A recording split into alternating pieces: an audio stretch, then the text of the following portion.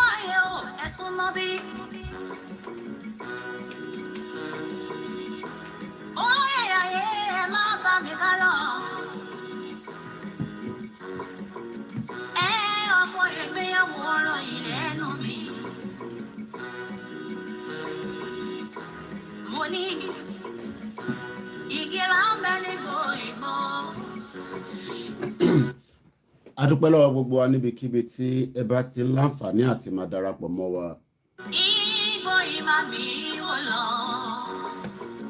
My name is Olayomi Koiki of Koiki Media, and today is the 13th of September 2022. We are not politicians. We have got nothing to do with politics. We are asking for a full, independent Yoruba nation out of the contraction called Nigeria that was put together by nobody else by the British Empire in 1914.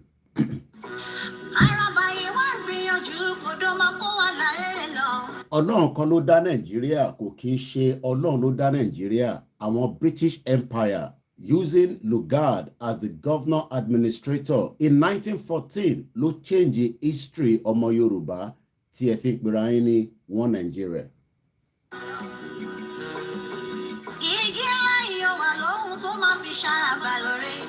The longer Taba ṣe ń pẹ́ sínú Nigeria, the longer our history will continue to go down. So tó bá máa fi dé stage kan, you might probably not even hear anything Yoruba anymore, because by then the Fulani will have the power to take over what is called Nigeria today. Some of you might be thinking that it's not going to happen. Wọ́n lè gbalẹ̀ mọ́ wa lọ́wọ́, kò possible. Ṣèbá lọ́ba, ṣèbá ní king. Àwọn ọba yín náà kọ́ ló rán yàn pé kó lọ pa àwọn ọmọ wa ní iwájú palace lánàá. That was an incident that was captured live on a camera. Àti lórúkọ àti picture ẹni tó rán wọn pé kó lọ pa wọ́n ní palace Ọọ̀ni of Ifẹ̀ lánàá. And this is why we are saying there is no value in some of those kings that you called àwọn ọba.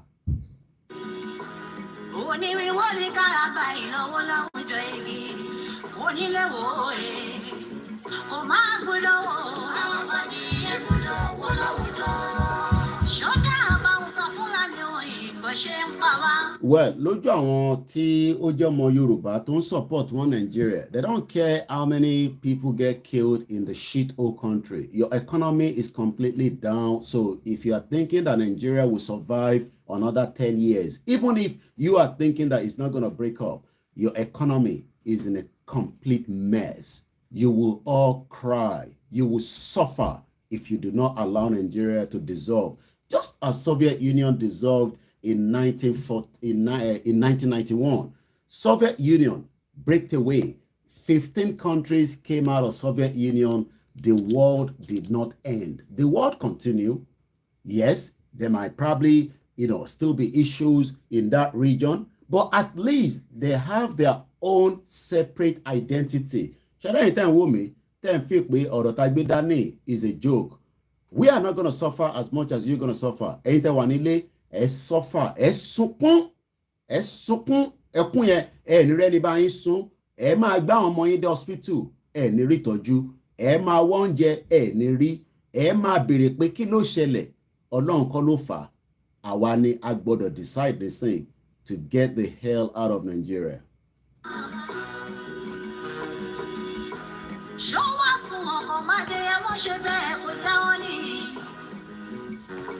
Ọ̀pọ̀lọpọ̀ yín rò pé ìjà tó wà nílẹ̀ yìí has got to do with Chief Sunday Adeyemo Igboho. It's got nothing to do with him. It's got nothing to do with Professor Akintoye. It's got nothing to do with Yonitiri.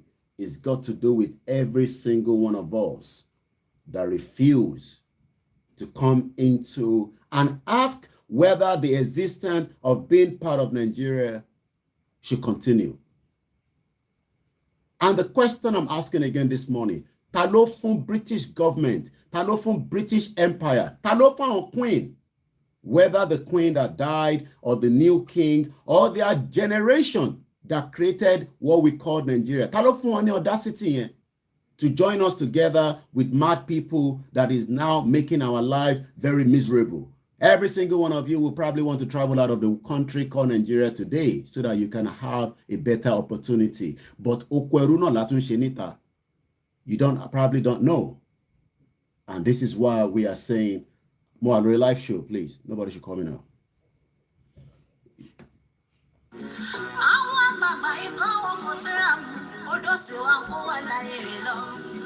Moki Wugwalen, I say very good morning and welcome from wherever you're watching. We are streaming on multiple platforms as we do every day, and we're monitoring some of the comments, and I'll also probably will open the phone line if there's enough time, because Emilomo to man lost school later la Roy and now moto lost school. All your children are selling worobo Obawa kuro ni palace. I drive koja. Hey, Oba kábíyèsí o. Kábíyèsí o. Àwa lójú títì. Àwọn ọmọ ń ta worobo. Ẹ ṣí window, ẹ fún wọn lówó. Ṣé bí queen ṣe tóun fi kú nìyẹn? Ṣé tí queen bá ń lọ, a máa rí àwọn ọmọ lójú títì tó ń ta worobo. Kò ní béèrè lọ́wọ́ government ẹ̀ pé kí ló ṣẹlẹ̀ táwọn ọmọ yìí ò lọ sí school. Shit old country.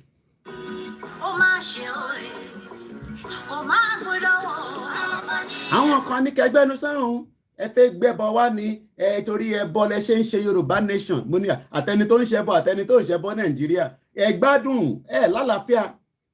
Àtẹni tó jẹ́ Christian ní Nàìjíríà lénìí ṣọ́ọ̀ṣì ní gbogbo yín lẹ́ ń lọ lójoojúmọ́.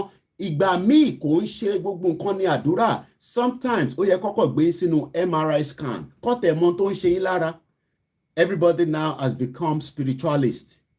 Any small thing nísìn tó bá ti ṣe yín báyìí nǹkan kan tó involve pé it has to be spiritual, because that is the problem tó kó sí yín ní orí báyìí. Kò ń ṣe pé à ń bá ẹ̀sìn jà, no, but the spirituality ìwọ àti Elédùmarè ló kù sí lọ́wọ́. You think that it is about Christian. Ẹ fi ìpẹ́ ẹnìkan lẹ́ ń ṣẹ̀sìn. There are more than 1,000 different religions in the world. Ìwọ dẹ̀ kọ́ ló máa sọ pé àwọn religion tó kù, whether it's Buddhist, Hindu, whether it is even those that do not believe in any jack shit religion. Ìyẹn kù sí wọ àtẹlẹ́dùmarè lọ́wọ́. Ìwọ fẹ́ lọ lé ayé, ó fẹ́ lọ lé heaven. Ayé tó wà ní fìbà tí a wà tájọ́ ń gbé, tí ìwà bó ṣe fẹ́ lé identity ẹ̀, ó fẹ́ lọ lé ayé. Òun look for, ó fẹ́ kọ́kọ́ kú ná. Wọ́n sọ pé tó bá kú wá kọ́kọ́ wá lọ heaven. Ta ló lọ tó padà rí? Ta ló lọ tó padà rí?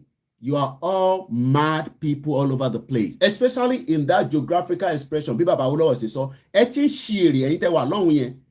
Ẹ má jẹ́ kó fi ẹ̀sìn, kó fi sọ fún yín pé ọ̀rọ̀ religion, ẹ má jẹ́ kó ìtagbédání, ẹ má lọ bá wọn, èyí tẹ́ ń ṣe Muslim, Christian, ẹ má lọ bá wọn tí wọ́n ń ṣe Yorùbá nation. Ẹ jẹ́ mo yóò yà lẹ́ máa jẹ́. Àwọn ọmọ wà lókè nísìn, wọ́n prepare, wọ́n lọ sí school. Mo sọ fún yín lánàá, ọmọ Oòduà First day in the school, and then we go straight into the reasons why we need to go out of Nigeria again today. My name is Olawumi Koiki of Koiki Media. And as I continue to use my platform, Carol, how are you? Getting ready for school? Good. I want to do anything. I want to dress fine, you know. Àwa wá ń gbàdúrà pé kí ọmọ tàwa tí ẹ fi pé àwa lára àwọn ọmọ tó wà nílé mọ̀ ni tó dìgbà tí wọ́n bá bímọ ni gbogbo ọmọ tó jẹ́ ọmọ Yorùbá tó wà nílé àwa náà la ní ìwọ ń dọ́dọ̀ àwọn àǹtí ẹ tó wà labroad gbogbo àwọn ọmọ wọn lọ sí school lójoojúmọ́ ẹ̀yẹ́ ẹ má sọ pé Yorùbá nation Ọlọ́run Yorùbá nation ṣe Ọlọ́run sọ Tinubu ní kó wá jẹ Tinubu ò lè rí pa ṣe àti kó lè rí nǹkan kan ṣe Peter Obi ò lè rí nǹkan kan ṣe. The union that was put together ó wà nínú lẹ́tà tí bàbá Akíntóyè kọ sí dead or alive Buhari. If you think that man there is Buhari, is entirely up to you. Problem here. Nnamdi Kanu will be returning back again to court today as we continue to pray for him. We pray that Elohim will guide him just as Eledumare was guiding Chief Sunday Adeyemo Igboho. And those of you that always come and say, Koiki, má darapọ̀ mọ́ Biafra, tí bá fún gbogbo ilé pè. Koiki lèmi jẹ́ o, èmi ò ṣe gbogbo àwọn media tó kó. Koiki yẹn lọ́sẹ̀ pè mí ní Koiki Media. I'm different from all the other medias. And gbogbo ẹ̀yin ẹ̀gbọ́n mi kan dání ẹ má bá àwọn Biafra ṣe, ẹ lọ bá ara yín sọ yẹn, ẹ má bá wa sọ yẹn. I will walk with the Biafra. Ẹ gbọ́ mi dáadáa, ẹ lọ sọ fún bàbá Akíntóyè, ẹ lọ sọ fún Ìgbòho, ṣèbí Ìgbòho lẹ máa ń pè. Àbí ẹ bá ti pe Ìgbòho Ìgbòho bá lọ pé Koiki o ó dà pé kò fi gbọ́rọ̀ mọ́ ẹ ń ṣí èrè gbogbo yín. Mo ti ń ṣe Yorùbá nation kí n tó pàdé Chief Sunday Ìgbòho. Mo ti ń sọ̀rọ̀ Yorùbá nation kí n tó pàdé Chief Sunday Adéyẹmọ Ìgbòho. Bàbá mi ló jẹ́. Ẹ lọ sọ fún ìbóhùn lẹ máa ń pè. Ẹnu ọ̀ka mi mọ́ àbí ẹ ń ṣí èrè bí ẹ̀yin lẹ gbé mi sórí ìjókòó yìí. Gbogbo yín pátápátá ẹ ti ń ṣí èrè ni mo sọ. Ṣé Chief Sunday Ìgbòho ló gbé mi sórí ìjókòó? It doesn't matter whether I'm a spokesman. In tó wà lọ́kàn mi ni màá sọ lójoojúmọ́. In tẹ́mi bá ti ní máa sọ ni máa sọ. And nothing can stop that. Mad people all over the place.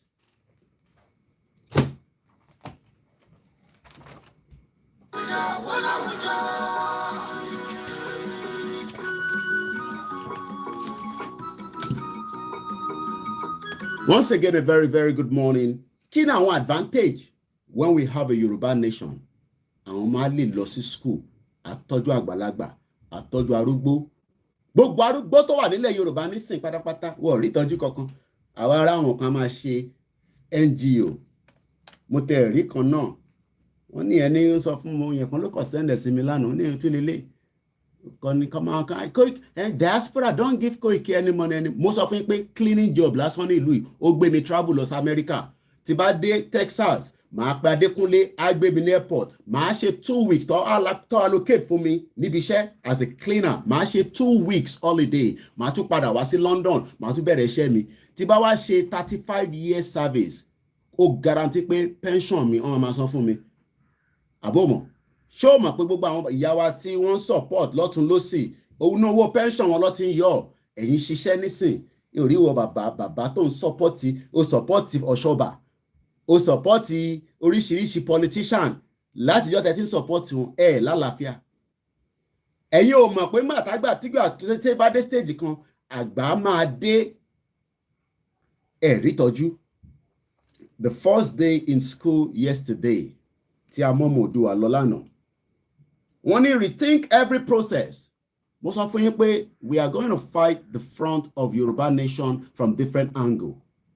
My angle would definitely always be different, because I believe that we will defend, and if we have to fight, we will fight. Most of it, ọ̀nà méjì ni, it's either it will be violent or it will be peaceful. In tó lè jẹ́ kó wà peaceful, ààrẹ náà ni bàbá ti kọ lẹ́tà sí presidency, because presidency là ń kọ lẹ́tà sí. We don't know whether Buhari is dead, whether he's alive. As far as we know, Buhari is just there as a figurehead. Is one of your shit old president if he's alive anyway. Ìyàwó ẹ̀gán sá fún ìyàwó Buhari ó ń sá fún Buhari fúnra rẹ̀ kò fẹ́ rí Buhari àwọn ọmọ ẹ̀ ń sá fún. Do you imagine that? Mad people all over the place. And after this, I'll play the anthem. Mafi Balu Yanshere is making noise here. Thank you. Nígbà tí a gbọ́ ọmọ yẹn dé school lánàá, nǹkan mẹ́ta ni wọ́n sọ fún wa nígbà tí wọ́n bẹ̀rẹ̀ sí ọ̀pọ̀ gbogbo àwọn parents pé ká jókòó kó bá wa sọ̀rọ̀. Nǹkan mẹ́ta ni school yẹn plan fún ọmọ tó ṣe wọnú school lánàá.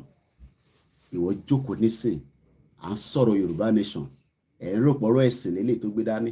Ẹ̀sìn tẹ́ gbé dání yẹn náà ǹjẹ́ rí kí lẹ rí fi ṣe? Kí ẹ̀sìn tẹ́ ẹ̀ ń ṣe ní Nàìjíríà kí lẹ rí fi ṣe? Go to every part of Yoruba land today. It's good as we continue to praise and worship Eledumare.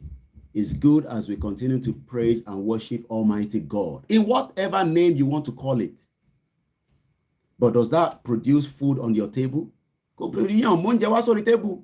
that give you the economy that you think that you would have? Some of you just think that one day Nigeria will just be like South Africa. Because if I talk about when Nigeria will be like London, you probably have to wait till you die and your spirit come back again and die. Maybe you die like 10, 20 times. Because if you are thinking that the standard that I am living here, Ketole the standard Ketole ama láti kúrò ní Nigeria, you cannot leave that standard. Mo sọ fún yín pé wọ́n prepare ọmọ yẹn before kó tó kúrò ní old school ẹ̀. File ọmọ wọ́n ti gbé lọ sí new school. I do not even have to consult or ask for help from anybody. That is why we are saying that we want Yoruba nation. Ọmọ tó fẹ́ lọ sí school, mo ò ní láti ṣe lọ consult anybody. Mo ò ní láti ṣe lọ ní kó gbàdúrà sórí orúkọ ọmọ mi kó tó di pé máa wọ school. Ṣebí nǹkan tí gbogbo yín ṣe nílé nìyẹn. You cannot even understand the magnitude of what we are saying. Before you do anything in that shit hole, Jesus Christ, Salatu, Allah Akbar, Allah Akbar, Allah Akbar. Bí mo ti ṣe fídíò kan rí bẹ́ẹ̀. Allah Akbar. Allah Akbar tẹ́ ń pè tó sí school ẹ̀yin olórí burúkú. Ẹ̀ ń pè Jésù Kristi kò sí school ní gbogbo àdúgbò sádùúgbò. Mad people all over the place. O wá fẹ́ gbèrú standard life tèmi ń gbé. O wá ń point finger sí mi. Ẹ̀ point pa torí pé èmi ò kúrò níbi tèmi wà. Ibi tèmi wà lélẹ̀. Èmi àti British àkọ́jọ máa bára wa fa sùúrùtù. But ẹ̀yin wọ́n á máa squeeze ẹ̀pọ̀n yín yẹn wọ́n á máa squeeze ẹ̀. Tó bá yá gan sef sórí tó ń dà lábẹ́ ọkùnrin yẹn kò ní lè jáde mọ́ torí nígbà tó bá róúnjẹ gidi jẹ. Ẹ ṣe ń nákínákí àbí? Ẹ ń nákínákí ìyẹn lẹ̀ ṣe fẹ́ gbọ́ nǹkan tá à ń sọ. Ẹ ń yẹ̀rẹ̀ ẹ sì ráwọn àǹtí yín tó ń fún yín lówó ni tó bá yá àwọn àǹtí yẹn gan ní fún yín wọn ní send owó sílé mọ́. We are sending more than $40 billion àtàwọn ọmọ Igbo. Àwa là ń send ẹrù container ọmọ Igbo bó ṣe ń send ẹrù wá bẹ́ẹ̀ na fake drug whether na it doesn't matter. Ó ṣà ń send ẹrù wálé Fúlàní jókòó sí report wa àwọn ń gbà. Our aim, this is the message that I will continue to deliver to you because this is month of September. Then one naki ni.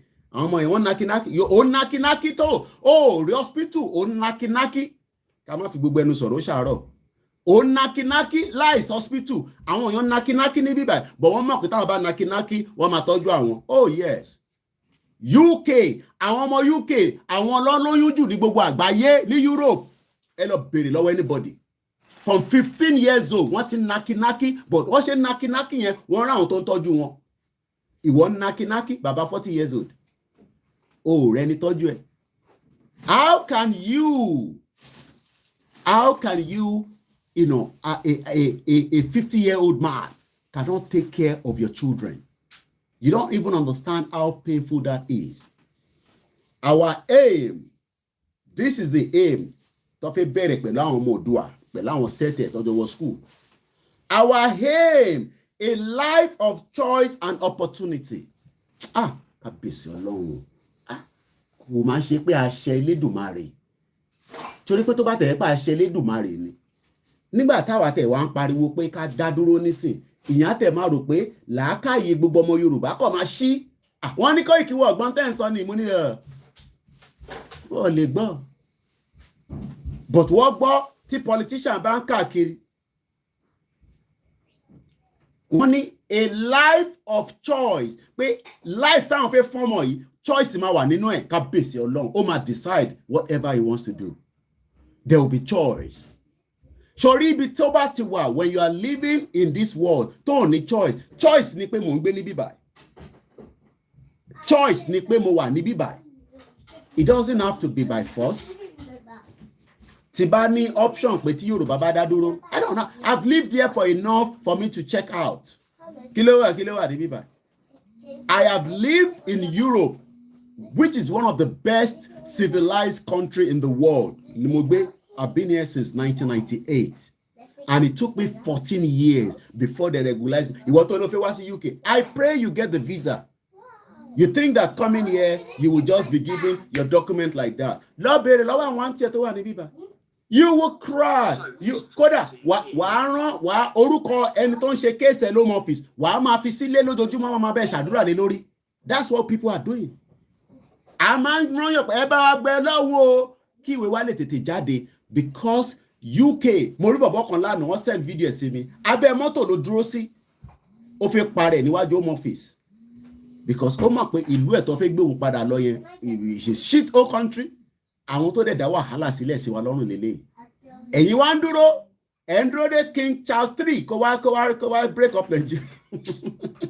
The life of choice. Immediately after this, I will play the anthem because we don't want to go too long without playing the anthem. One now fẹ́ fún ọmọ Oòduà ní the life of choice and opportunity. The life of choice and opportunity is what they plan to give him by the time he leaves that reception. Wọ́n wá ní kò wá ń ṣe yẹn nìkan. Àwọn tí ń prepare pé he must also have a university offer. He must have a university offer. Look at all our university students. Kí wọ́n gbọ́ mi, wọ́n gbọ́n kan tó ń sọ, but wọ́n lówó láti máa fi ra nákínákí.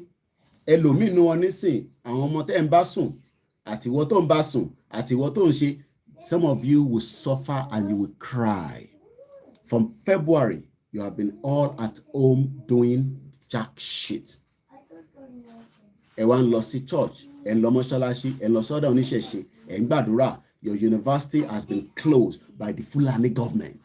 Fulani government closed the university in Nigeria. And to you, it means nothing. Employable in a fruitful career. A lot of you have completed masters, PhD. That's if you are able to do PhD in that shit hole country. But most of you complete masters, well-educated Yoruba, even Arewa people, well-educated people. Igbo people, oh, well-educated. Elowo jam result. She jam result. Loman Sava engage. Elowo result and Igbo yen. Don't think they are not brilliant. They are brilliant. Let everybody stay on their own separate ways and let us now start running. Pé ibi táwọn ọmọ Ìgbò ń lọ lélẹ̀ òkè àwa náà máa gba báyìí. Koiki máa bá àwọn ọmọ Ìgbò ṣe kò ní da fún bàbá ẹ̀ ni mo sọ ẹ lọ sọ pé mi ni mo sọ bẹ́ẹ̀. Àwa máa bá àwọn ọmọ Ìgbò ṣe níta máa bá wọn ṣe àwọn òní sọ síta sórí social media ni. I communicate and I work with them from underground. Hey Koiki, be careful. Go and tell your father to be careful, not me. Ẹ má sọ ẹ fẹ́ mi. I don't know what the problem of Nigeria started in 1914, not in 1960 as we were told. 1960 kọ́ ni problem Nigeria bẹ̀rẹ̀. Regional. I understand Dr. Aliu always criticized and condemned them. Ibi tó ń ti mú nìyẹn. There's nothing wrong in that. Ibi tí Dr. Aliu ti mú nìyẹn. Yẹn kọ́tẹ̀ máa kọ́tẹ̀ sẹ́yìn fún ibi mo sọ fún yín abẹ́ ṣí rè tá lẹ́ ń sọ fún. Ó dà ń pẹ́ yẹn bí ẹ̀ ń ṣe gbọ́ Dr. Aliu. Dr. Aliu is right to say whatever he wants to say from 1960. Èmi ò mú Nàìjíríà láti 1960. I am taking the problem from 1914 where we've never had identity crisis until the British government gave it to us. Because I want to go too quickly, let me play the anthem. Forílẹ̀ ìgbé wa, kàgbéga, kàgbéga, kàgbéga fálérí. Ìgbàgbọ́ wa ni pé bá ti bẹ̀rù Kashisha, Kashisha, Kashisha, Kajola. Ìṣọ̀kan àtòmìnira ní kẹ̀jẹ́ ká máa lépa. Tẹ̀síwájú fọ̀pọ̀ ire àtòhun tó dára. Ọmọ Oòduà dìde, bọ́ sí ipò ẹ̀tọ́ rẹ. Ìwọ ni ìmọ́lẹ̀ ògo adúláwọ̀. Ìwọ ni ìmọ́lẹ̀ ògo adúláwọ̀. Mo kí gbogbo wa lẹ́ẹ̀kan sí, as I say, a very good morning. I will not be able to start mentioning all the names, but I will appreciate each and every one of you before the end of my broadcast. Because I only have just about 2 hours to deliberate and talk to us again this morning. The time now is 7:37 a.m. Láàárọ̀, in the 13th.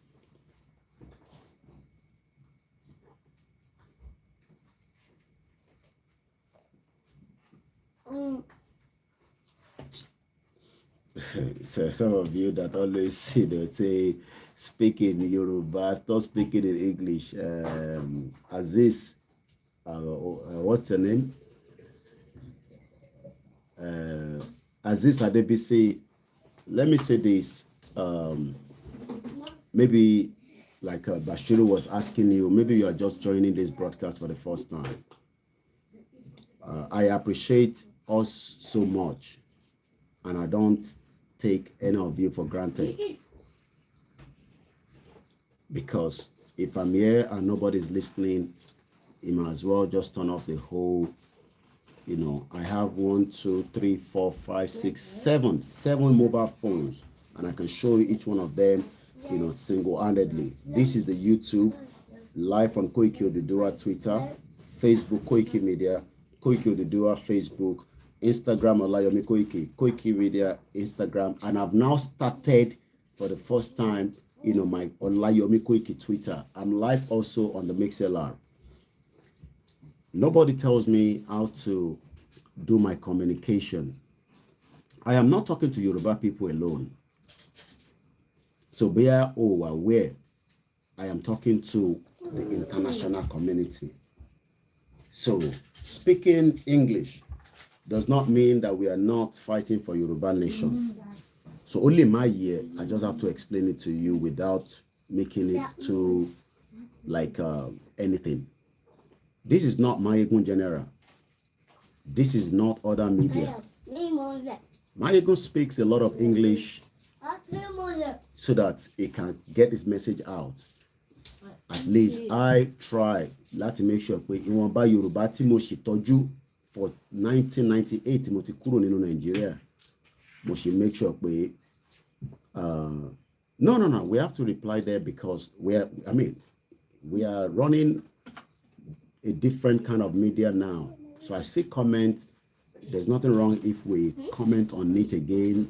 That's why we are calling it interactive. So some of you, I might say some and I might just take my eyes away from it. There's nothing wrong in it. So it's just that if you are listening and you're expecting that you are going to be very, very sad that it's not going to be like that. Nnamdi Kanu will return back to Abuja as his lawyers are fighting to get a bail for him. We pray from this platform. We pray that Elohim will continue to be with him, that Eledumare will save him from the hands of the vulture called the DSS. Whether we like it or not, Nigeria will eventually collapse. But nobody knows the timeline of when exactly going in Nigeria might drop. But people can see what they call the indices. In indices, we can see that the economy is collapsing. You know, I'm enjoy breakfast, as you can hear, their mouth doing chop, chop, chop, chop, chop, chop, chop, enjoy bread and butter. Normal, basic food. The key or motor and imagine. To go back to what Omodua, the school is promising us by the time it finishes reception. They say he must have a life of choice and opportunity. Ǹjẹ́ ẹ̀yin tí ẹ jẹ́ ọmọ Yorùbá tẹ́ wà nílé, èmi ò sọ gbogbo àwa báyìí because as far as I'm concerned, we are all wasted generation, especially those fathers that you call fathers that did nothing to rescue us. They were trying. They wanted a restructured Nigeria. Oh, let us restructure this country so that this country will work for every single one of us. But in reality, I don't think that they understand those that they were dealing with. Because all my phones were not fully charged. So I've kind of prepared a way that at least I can run my broadcast this morning without any interruption, since I am not in the shit old country, Nigeria, where electricity is like heaven. Without mentioning all the names, I can say everybody. I will appreciate every one of you towards the end of the broadcast. A life of choice and opportunity. I am asking, in Jani life of choice and opportunity, as we speak right now. We have it if we all hold on to getting out of Nigeria. Some say, but I mean, yeah, we want to get out of Nigeria, but we don't want to do it violently. I say, yes, I love that. And this is why this letter and so many other ways, as we continue to do our peaceful campaign and awareness around the world. I am not going to be the media that will take us out. I could be independent, out of all the medias. It doesn't matter. What I might say here might be different from what they are saying on other platforms. And nobody can force anybody to say whatever they want to say. In Tobago, you know, everybody's doing whatever they want to do. But nobody can stop the vision of Yoruba Nation. Because Yoruba Nation is something that would eventually materialize into Mawayeni. Kosogwe. But if we are saying that we don't want to leave Nigeria, we will remain losing our real identity. Our identity has been shrouded under Nigeria. We've talked about that so many times. It's a deliberate act. Some are now saying, okay, you guys want Yoruba Nation. How do you want to get the Yoruba Nation? Yoruba Nation.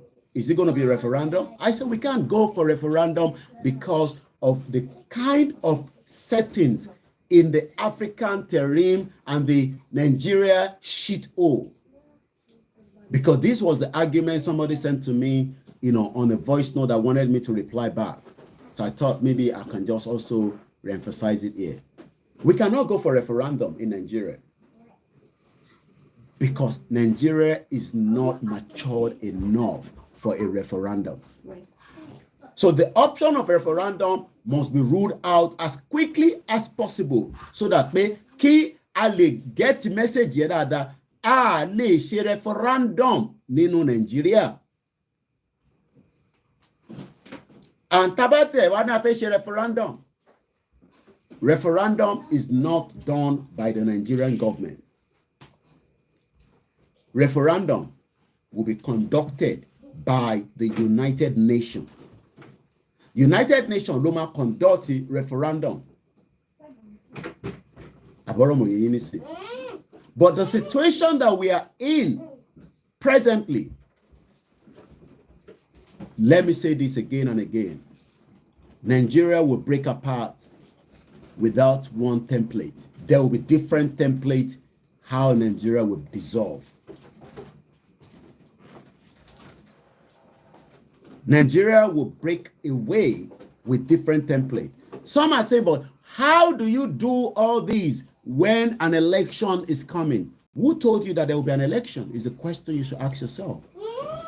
And even if I am here saying there will not be election, at least I was on ground in 2019 and the election was unplugged. That shows that there is evidence that the election can be cancelled, even by your current shit Fulani government. And everybody knows that. Because the election was cancelled. I was in Nigeria in 2019. Nobody knows me then. The 2019 election, the last one. Yeah, I guess so, yeah. I was in Nigeria. I flew in myself without anybody, paying for that service. I paid for my ticket to come to Nigeria as an observer, and I have all the evidence. But as it is right now, don't expect any politician to tell you Nigeria would break up. Because kò kí ń ṣe iṣẹ́ politician kó sọ fún yín pé Nàìjíríà máa pín.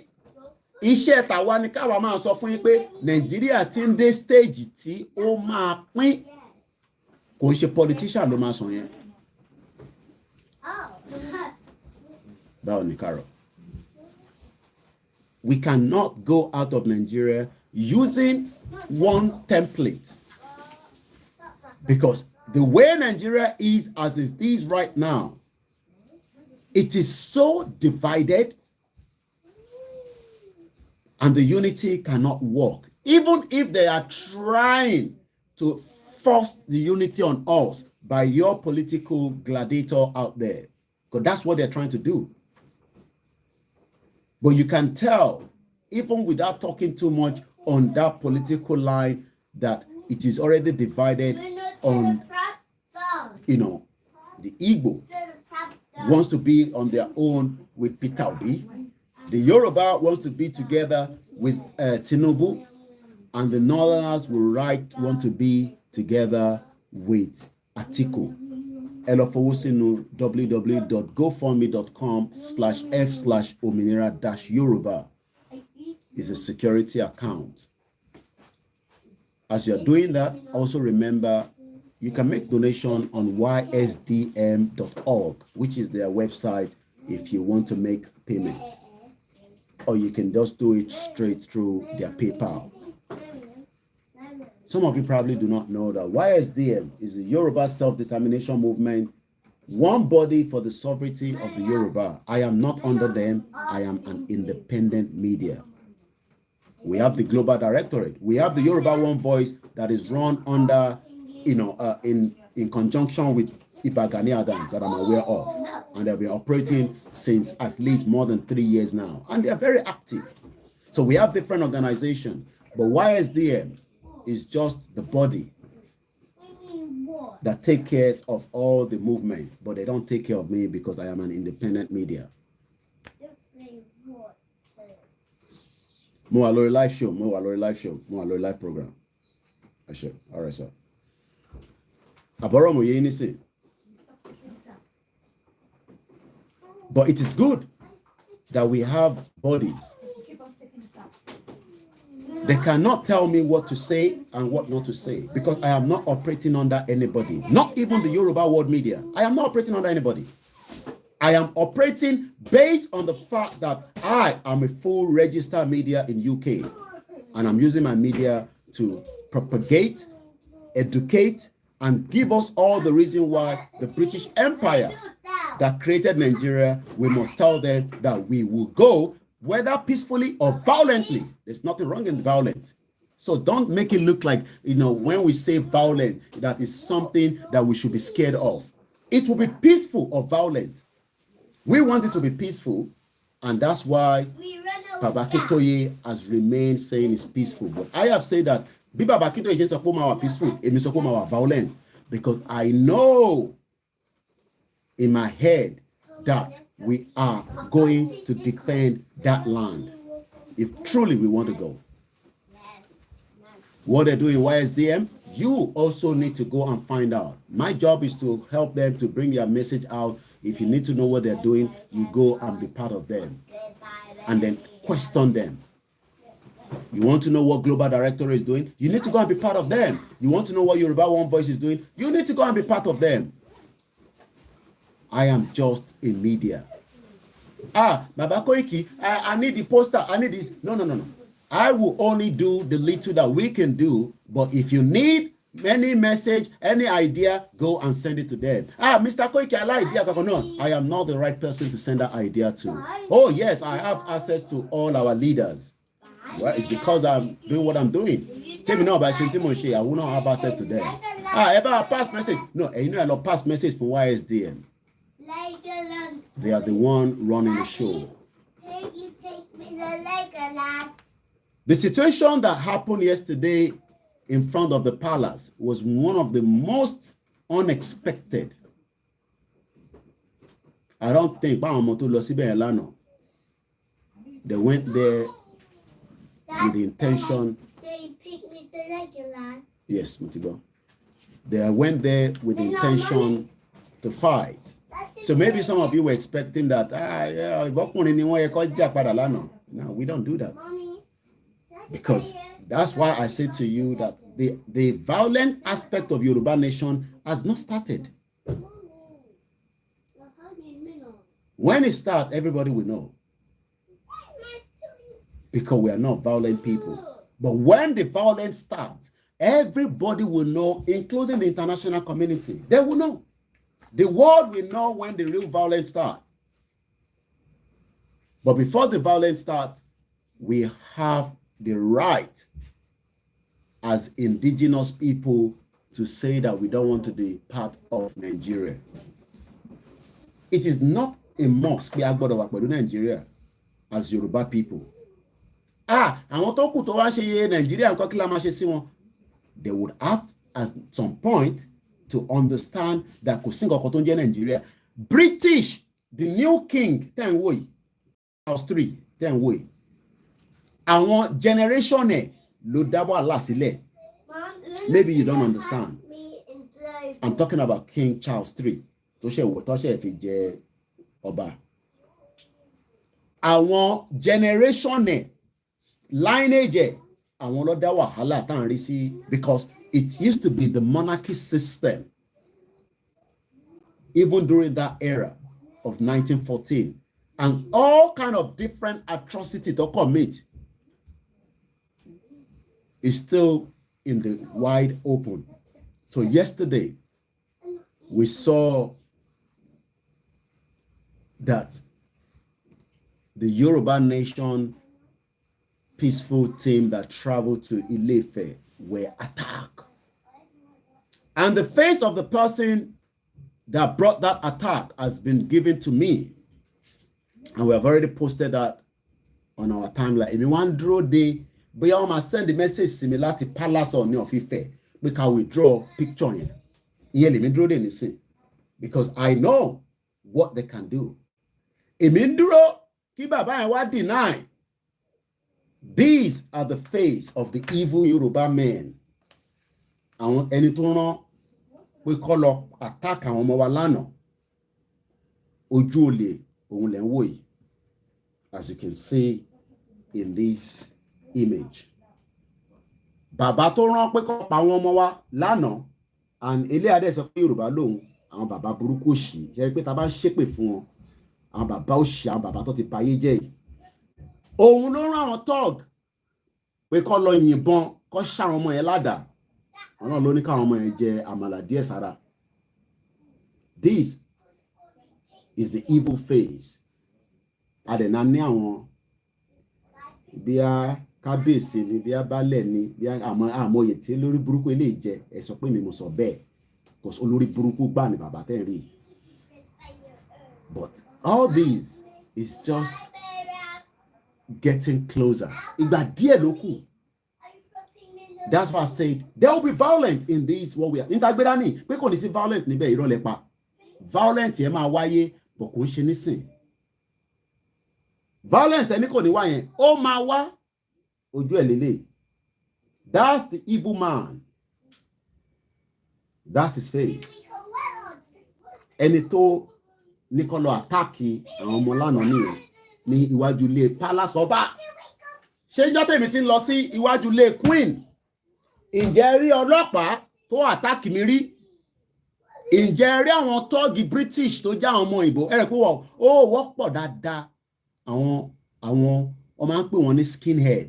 wọ́n burú bí ṣọpọ̀nà tó bá lọ gbé pẹ̀lú wọn kódà tó bá gbé pẹ̀lú wọn ọlọ́pàá gan máa sọ fún ẹ pé ìwọ dúdú ṣé kò ń ṣe pé o ti mu nǹkan yó àwọn kan gbé pẹ̀lú wọn bọ̀ wàá mọ̀ pé wọ́n gan o prepare fún nǹkan tó wọ́n lè bà mọ́tò ẹ jẹ́ o lè jí láàárọ̀ kan ti fọ́ gíláàsì mọ́tò ẹ they call them skinhead àwọn òyìnbó tó burú bí ṣọpọ̀nà ni wọ́n but òfin ló ń really capture wọn mọ́lẹ̀ but lẹ́ẹ̀kọ̀ọ̀kan ẹ máa rí hooliganism wọn ó máa ń jáde ìgbà kan lè máa rí ní central London tẹ́ bá ráwọn òyìnbó tó ń fàjà báyìí bóyá wọ́n lọ wà against ìgbà míì rally máa ń clash mọ́ra wọn kódà ẹ lọ sí central London ẹ lọ sórí internet lánàá àwọn kan sì ń sọ pé àwọn ò fẹ́ king yìí àwọn òyìnbó irú àwọn yẹn nísìn àwọn òyìnbó gidi lè wà kó bára wọn jà kó àtàkàrà wọn it does happen here in UK but lájọ tèmi ti ń lọ sí Buckingham Palace lájọ tí mo ti dé lu yìí èmi ò rí ibì kan tí àwọn kan wá dé pé ìwọ bàbá dúdú yìí kí ló ń ṣe níbàyìí ọ wá fọ́gùn mi lórí pátá ìgbìgì pé ó wá dìjà tó bá tẹ̀ máa dìjà gan ọlọ́pàá máa kó gbogbo wa ni because ọlọ́pàá máa make sure pé àwọn aláòrú nǹkan bẹ́ẹ̀ kò ṣẹlẹ̀ èèyàn kan ni wọ́n pọ̀ ní kande wọ́n wà káàkiri ni o òfin ìlú yìí òun ló ń really pin wọn mọ́lẹ̀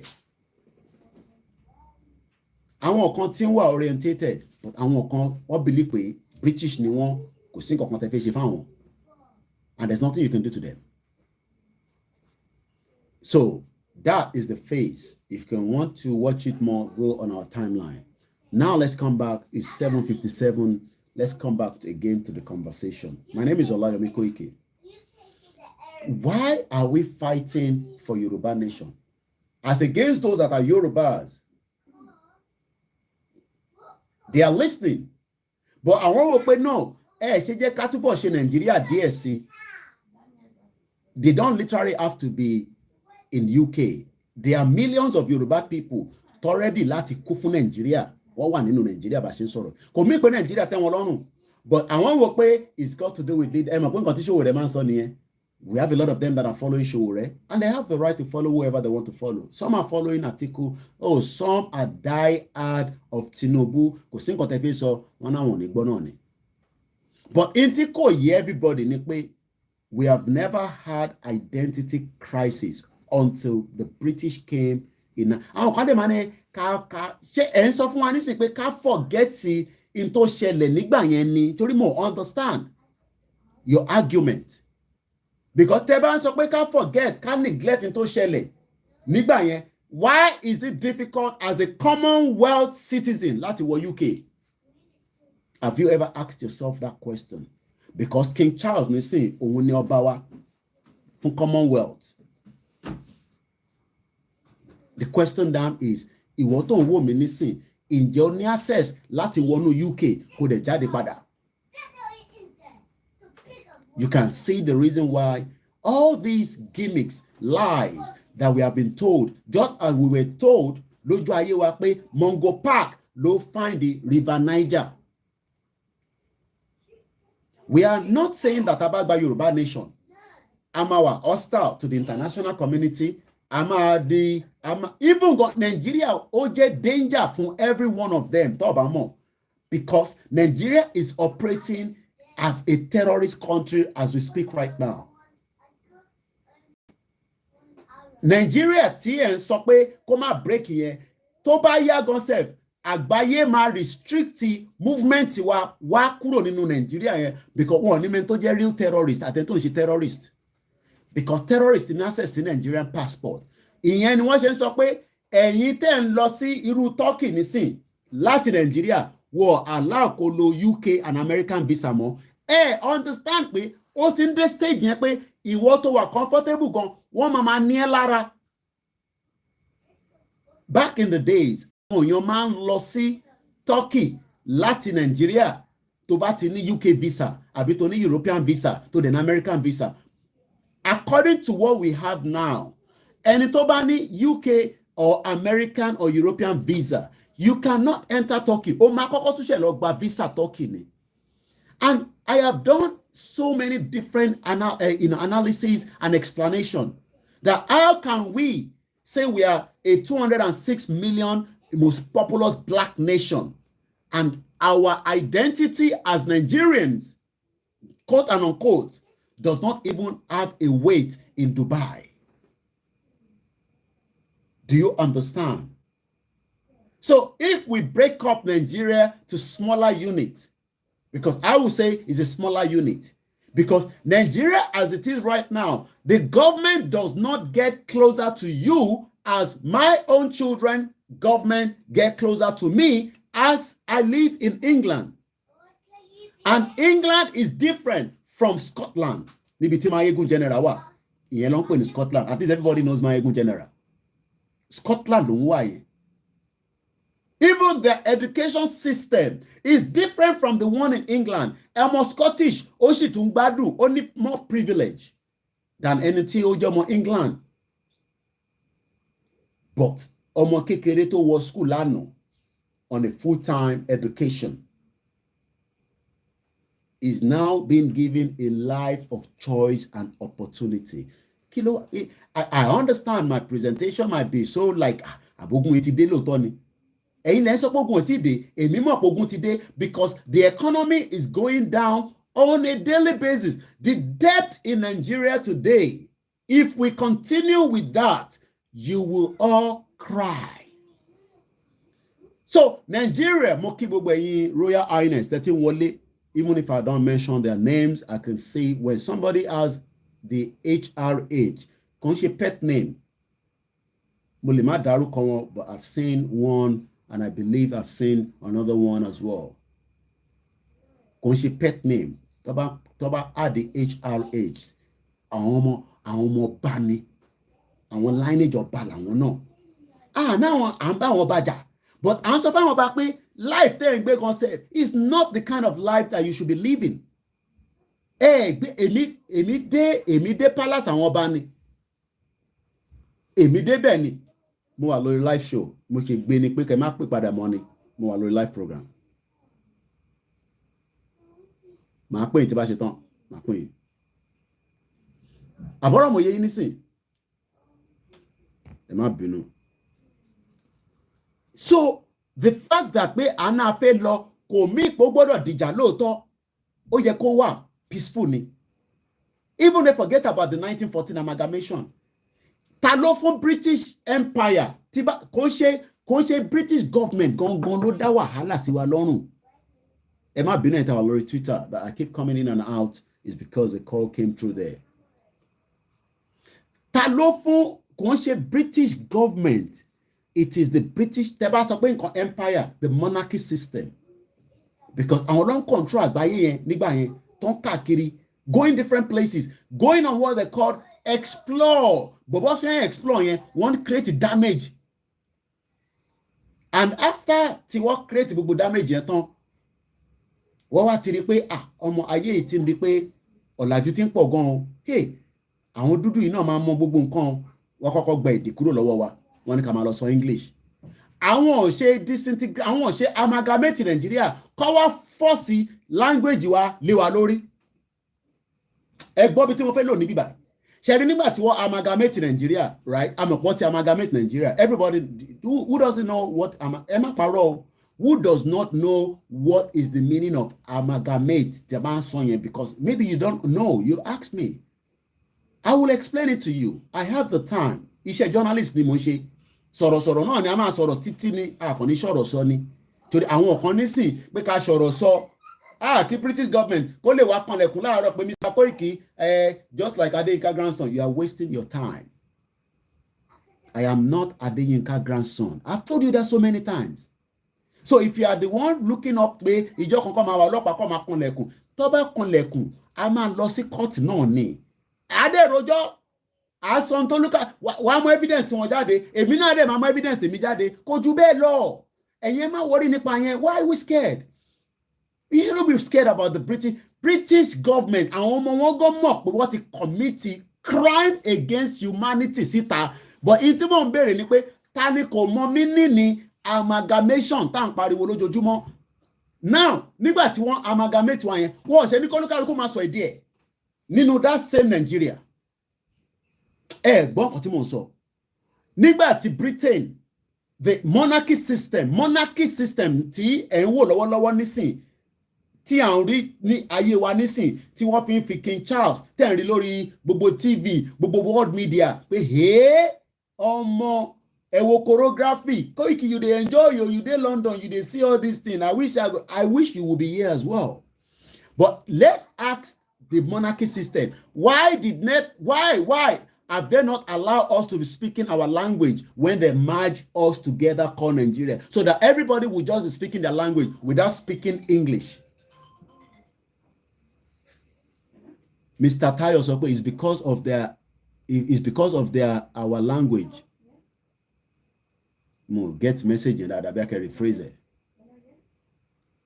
Your Kutonu money is higher than Naira.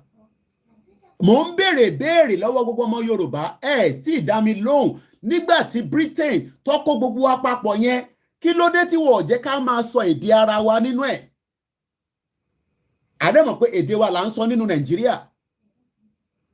Àwájọ wa ò bíyá ó máa work. They remove the language and gave us their own language. Because language tí wọ́n là ń sọ gbogbo English tá à ń sọ ní Nàìjíríà is not our own language. Àwa sọ language yẹn títí táwa kan fi escape. If anybody tell you, I am just living in Europe, I am a student, I am a lecturer, I am a this and that, na lie. Everybody went out of Nigeria for one reason or the other. Ìyàn kan dá wa lóhùn níbí báyà wa tóyìn wọ́n ní because they know we can understand each other and move faster. So what they did was, wọ́n lucky language tiwa yẹn wọ́n fi sísàlẹ̀, wọ́n gbé English wọ́n fi supersede. They removed the language to destroy our destiny. That's just it. Thank you so much, Bishop. Kò ní bàjẹ́ fún gbogbo yín. They removed the language, and now àwa kan wá dé bíbá nísìn after years of that amalgamation. A kò ní foresight ni. Tí bá ní foresight mean pé some of our parents, probably my mom saw the foresight in 1991. I've told you this so many times. She left Nigeria in 1991 because of the exchange rate. Because she was a traveler. She's been to 23 countries around the world. So àwọn ọmọ value travel. 23 countries. Ìyá mi kó tó bí mi ní 1978 ni mo sì mi ti travel. Until date she still travel. Kó tó bí mi ní 1978 ló gbọ́ yẹn ni ìyá tó bí mi lọ́mọ ló ti travel. So àwọn ti rí foresight. And our last born was born in this country before Margaret Thatcher changed the law. Margaret Thatcher ló change òfin ní 1980, I think 1981. Àwọn ló jẹ àǹfààní yẹn gbẹ̀yìn. Kí ni màmú sí mi fẹ́ wá ṣe ní bíbáyìí tó fi wá bí àwa sí bíbáyìí? One, any reason. Only reason nǹkan tó ṣe wá bí àbúrò wa sí bíbáyìí. Kò ń ṣe fún medical treatment. Wọ́n kàn fi tọ́jú bàbá wa níjọ́ náà lọ́hùn ni. Ìyẹn personal family ṣìkìrì nìyẹn. Ẹ máa bàbá ẹ̀ tó ẹgbẹ́ ìyàwó pọ̀. Pé aláàjì yẹn tó tún fẹ́ yàwó mi ó dà ọmọ tó wà ní oyún tó wà nù mí abroad máa lọ bí sí owó dẹ̀ wà nígbà yẹn bàbá tàwa máa wá ń kírun ní London ni kò ṣe pé mo fi ń dẹnu fat lẹ́gbọ́ lẹ́nu mi yẹn popsi tèmi ó máa wá ń kírun ní Baker Street ó máa dé níjọ́ Thursday oúnjẹ tó bá fẹ́ jẹ ló máa ń sọ lórí aircraft tó bá dẹ̀ dé níjọ́ Thursday wá lọ kírun ní Baker Street ó sì wà níbẹ̀ ibi táwọn olówó máa ń lọ nìyẹn ẹ̀ láwọn mẹ̀kúnnù akírun á lọ wo football tó bá di Sunday wọ́n padà sí Nàìjíríà báwọn ṣe ń gbé ayé nìyẹn. They were not even involved in politics. Èèyàn mélòó ló jẹ́rọ ayé bẹ́ẹ̀ yẹn mọ́ nísìn. And my dad died at the appropriate time because tó bá yẹ pé wà láyé nísìn ni ó ti ṣe kó ti commit suicide because a lot of you that your father had the similar experience tó ní owó díẹ̀díẹ̀ owó yẹn wọ́n ti gbà kúrò lọ́wọ́ wọn kódà ẹ̀yin lẹ̀ ń send owó nísìn láti fi máa tọ́jú àwọn bàbá yín nílé. A lot of you, somebody say 1983, Margaret Thatcher ló change òfin pé ọmọ tó bá bí sí bíbá is no longer an ẹkílẹ̀ rẹ̀ pé wọ́n ṣe nígbà yẹn because wọ́n rí pé tọ́ọ̀ bá tètè ṣe bẹ́ẹ̀ probability pé more people will become British citizens automatically. Ó dà pé America ṣe bẹ́ẹ̀ dà pé èyí ṣì wà on tí wọ́n bá bímọ sí America ìyẹn làwọn celebrity yìí ṣe máa ń wá ọ̀nà kọ̀nà pé tó bá ti lóyún kó gba American visa kó lọ bímọ sí America. Why are we all running all over the place if truly Nigeria was going to be good for us? Àwọn tó wá ṣe jàǹbá yẹn oh yes, àwọn ń take care àwọn ọmọ wa níbí báyìí àtàwọn ọmọ tí wọn, because wọ́n ò ní choice ni. If they have the choice, wọ́n máa yọ àwọn ọmọ tiwa kúrò. Àwọn ọmọ tí wọn lọ́mọ máa fún ní gbogbo preference, but because a ti wà láàárín wọn, à ń gbé pẹ̀lú wọn, they have no other choice. Because law, the only difference kan ni pé ó tún ní clause o. Ṣé rí national insurance number tiwa níbí báyìí, ó ní clause. Wọ́n mọ̀ pé mi nísìn àwọn ọmọ tí mo bí, èmi fúnra mi wọ̀ bí èmi sí bí báyìí. Àwọn ọmọ tàbí sí bí báyìí nìkan, wọ́n ti link gbogbo ẹ̀ papọ̀ mọ́ra wọn. Ó wà lórí system tiwọn. So when we say we should stay on our own, it's because a fẹ́ dá ara wa padà síbi tí ibi tó yẹ ká wà gangan. I understand some of you might think that bí a tó dá kọ̀ jókòó sí bíbá àwa labroad àwa ń ṣẹnu kòkòkòkò à ń bá àwọn èèyàn nílé. No, it's because èmi ti gbé pẹ̀lú àwọn òyìnbó yìí àti rí gbogbo àṣírí yẹn tán délẹ̀. Even if tá a bá sọ̀rọ̀ Yorùbá nation, I have lived with them. I understand. Okay, give Peter and Rob kìíní kan lè máa ń sọ, ẹ bá mi rephrase ẹ̀ dáadáa bó ṣe máa ń lò gangan. Pay Peter and then Rob Paul, wọ́n máa fún yín ní bíbá wàá tún jagbà níbẹ̀ yẹn. Síbí nǹkan tó ń ṣe nìyẹn. Gbogbo yẹn làwa rí tẹ́lẹ̀ kó tẹ̀ tó nípa bẹ̀rẹ̀ Yorùbá nation. Tó bá wá sí parliament, tó bá wá sí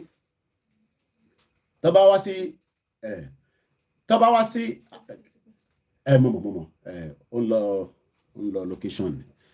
Àbọ̀rọ̀mọ̀ yìí nísìn wá fún Paul wá gbà. Why are they giving us 222 million pounds every year? Rob Peter to pay Paul. Ẹ ṣe gan ni òyìnbó tí mo wá nìyẹn ó sápá mi lórí ni. So when we are sitting here and we are now communicating and telling those of us at home that it's not because we hate Yoruba people, it's not because ọmọ àlè ni wá, because some of you think that àwọn ilé tó ń bọ́ báyìí àwọn ilé ọmọ àlè làwọn ilé yìí. Let me say this, ọmọ Oòduà níbí báyìí wọ́n náà fún ní our aim school tí ó ń lọ lẹ́ni tó ti lọ lánàá tó tún máa wà títí láì lọ gba omi àdúrà, láì lọ ṣe pé ẹ bá wa wà lórí awọ, láì lọ ṣe. Our aim, a life of choice and opportunity for Oòduà.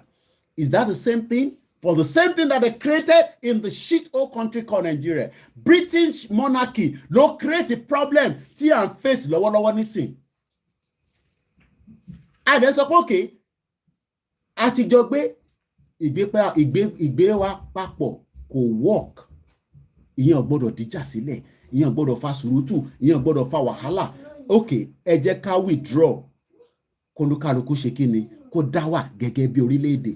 Dáwà bí orílẹ̀-èdè ò gbọ́dọ̀ jẹ́ problem. Gbogbo gbèsè tí Nàìjíríà jẹ, wọ́n máa divide among ara wa ni. Wọ́n máa divide the debt. The current debt of Nigeria will be divided. But the problem is there are still so many people and countries that do not want that country to break so that they can pay Peter and Rob Paul. And the first thing that they've done is they've removed our identity. So who gave them the audacity? Ṣé àwọn ọba John London gan ló tẹ̀ fún wọn audacity pé ẹ tẹ̀ dá gbogbo àpapọ̀? Because we were not together. We were all separate entities. So all this argument that we should allow 2023 to come true. Oh, you guys just don't want Tinubu to become the president. Who is we are talking about an identity of an ethnic group. We are not a tribe. An ethnic indigenous group that is bigger than Tinubu and myself. We are talking about Tinubu. Ọdún mélòó ni Tinubu fẹ́ lò? I give him another 100 years on his life. After tó bá lọ kí ló máa ṣẹlẹ̀? I give him 100 years. Tinubu is not going to be forever. Queen Elizabeth II that they thought would be forever have eventually gone. May her soul rest in peace. At 96. Even there were, if you tell me, Mama T Queen was 101 years old. Thank you, Shegon. I love the mother. Because yeah, funny. Mama to be queen to queen. She was 101. So they were not expecting London Bridge to fall at this particular time. Ta ló dẹ̀ fẹ́ kí iye ẹ̀kú lóòótọ́? A fẹ́ káwọn ìyá wa dàgbà sí wa lọ́wọ́, kó darúgbó sí wa lọ́wọ́. But we are now saying that ẹ̀yin tẹ́ ń campaign pé Tinubu ni o. Okay, agreed. tó bá wá ṣe tán kí ló máa wá ṣẹlẹ̀ a tún padà sí square one àbí square two ẹ̀yin tẹ́ mọ̀ maths ẹ̀yin tẹ́ mọ̀ further maths à ń sọ̀rọ̀ pé okay a ṣe disintegrate Nigeria without no bloodshed kí Biafra máa lọ kí Arewa máa lọ kí Yorùbá máa lọ àwọn kan nìyẹn but what about the remaining smaller ethnic groups kí ló dé táwọn náà lè dá dúró. There are countries that are not even up to 100,000 in this world. Ayé tá ń gbé, don't let anybody fool you pé ayé tá ń gbé ó dìgbà tí àwọn minority kan tó bá decide bí akọ́ tẹ̀lé Yorùbá. If they like, make they not follow Yorùbá. If they like, make they not follow Biafra. If they like, make they not follow Arewa. Let them have their own nation. It is possible. It is doable. All they have to do is just carve out their own territory out of the geographical expression called Nigeria today, because Nigeria is just a mere geographical location. Don't let all these lecturers, all these, guys that sit here, whether it is Dipo, lecturer in UK, whether it is Reno Mokeri, to come and Oti Oti Yo, bam. So he has all the time to sit down and tell you, you can make money on the social media. You can make money on the this, that. Keep one Nigeria. Atiku ti gbowó fún again. So iṣẹ́ tí wọ́n làwọn ṣe yẹn, don't let Rinu tó ṣe EndSARS. Forget about all these people. Not that I hate them. But they are not going to tell you exactly what I am telling you because they still want to keep one Nigeria. And there's so many of them like that. Omojowo. All these are just people that will continue to be, well, they'll be well known. I am well known all over the world now, whether you like it or not. You don't understand.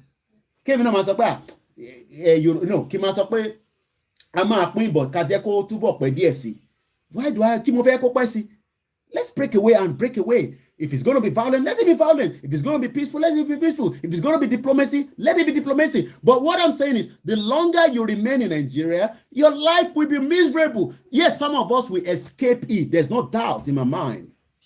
Hello, me welcome my visa. I thought they expect hey, American visa. Yeni baba kan ṣe lọ sí Canada lọ tó ń yíra nílẹ̀ lẹ pé hey, because ó rí pé wow, ayé lélẹ̀. So kò ṣe pé mo eti àwọn tá ń dárúkọ yìí, but these are just influencers. Gbogbo wọn wò mí, some of them are watching me, and there are so many Yoruba people inside Central Association of Nigeria UK. Don't put that Kanuk. I met their chairman. We are also friends, but they understand. Everybody that is under Kanuk today, don't put the Central Association of Nigeria UK. They know that Nigeria is not working, but they are not going to tell you that we should break away, just like I am telling you. Because some of them are in a position that they cannot say so. They are all watching me. We have a lot of councillors here. We have MPs. You think that new Secretary of State will tell you that Nigeria should break? You are joking. Kemi Badenoch or something like that. You think she will tell you that we should break away from Nigeria? Oti swear allegiance with the UK. She's not going to tell you that we should go and break up. Fact, that new Secretary of State, Nigeria, appointing anywhere. Allegiance UK lo swear fún. Mo pé tó bá fẹ́ ṣe MP, gbogbo àwọn position yẹn, allegiance was not for the Nigeria anymore. Allegiance wọn in swear fún nísìn, òun ni pé ìlú ìlà àwọn máa kú fún. So táyà náà bá ń sọ pé a máa kú fún Yorùbá nation, kò mí pé a máa kú sórí ẹ̀ là ń sọ. A kàn sọ pé ẹ jẹ́ ká jàjà yẹn délẹ̀, even if it's going to be painful, ẹ jẹ́ ká lọ. Nigeria is not going to work. Don't be deceived by any election. The first ever election in Nigeria was rigged by the British government in 1959. Lancaster House is, I'll try and go to, okay, put time in me, probably maybe be a Friday. Tibani time, ma tu ṣeré lọ, ìjọ́ tí mo lọ yẹn, mo ń kánjú, mo fẹ́ padà wálé because mo ní interview pẹ̀lú Autumn. Ìyẹn ló ṣe kánjú níjọ́ tí mo lọ níjọ́ Friday. Normally, I spend a whole day there. I might probably go back again on Friday. Màá lọ show yín ní Lancaster House here again. Kẹ́lìrí. So why are we thinking, we don't understand it? People understand the situation, but what they are saying is, oh, Mr. Koiki, we understand this your argument. Nigeria should break, but we should just see if we can what?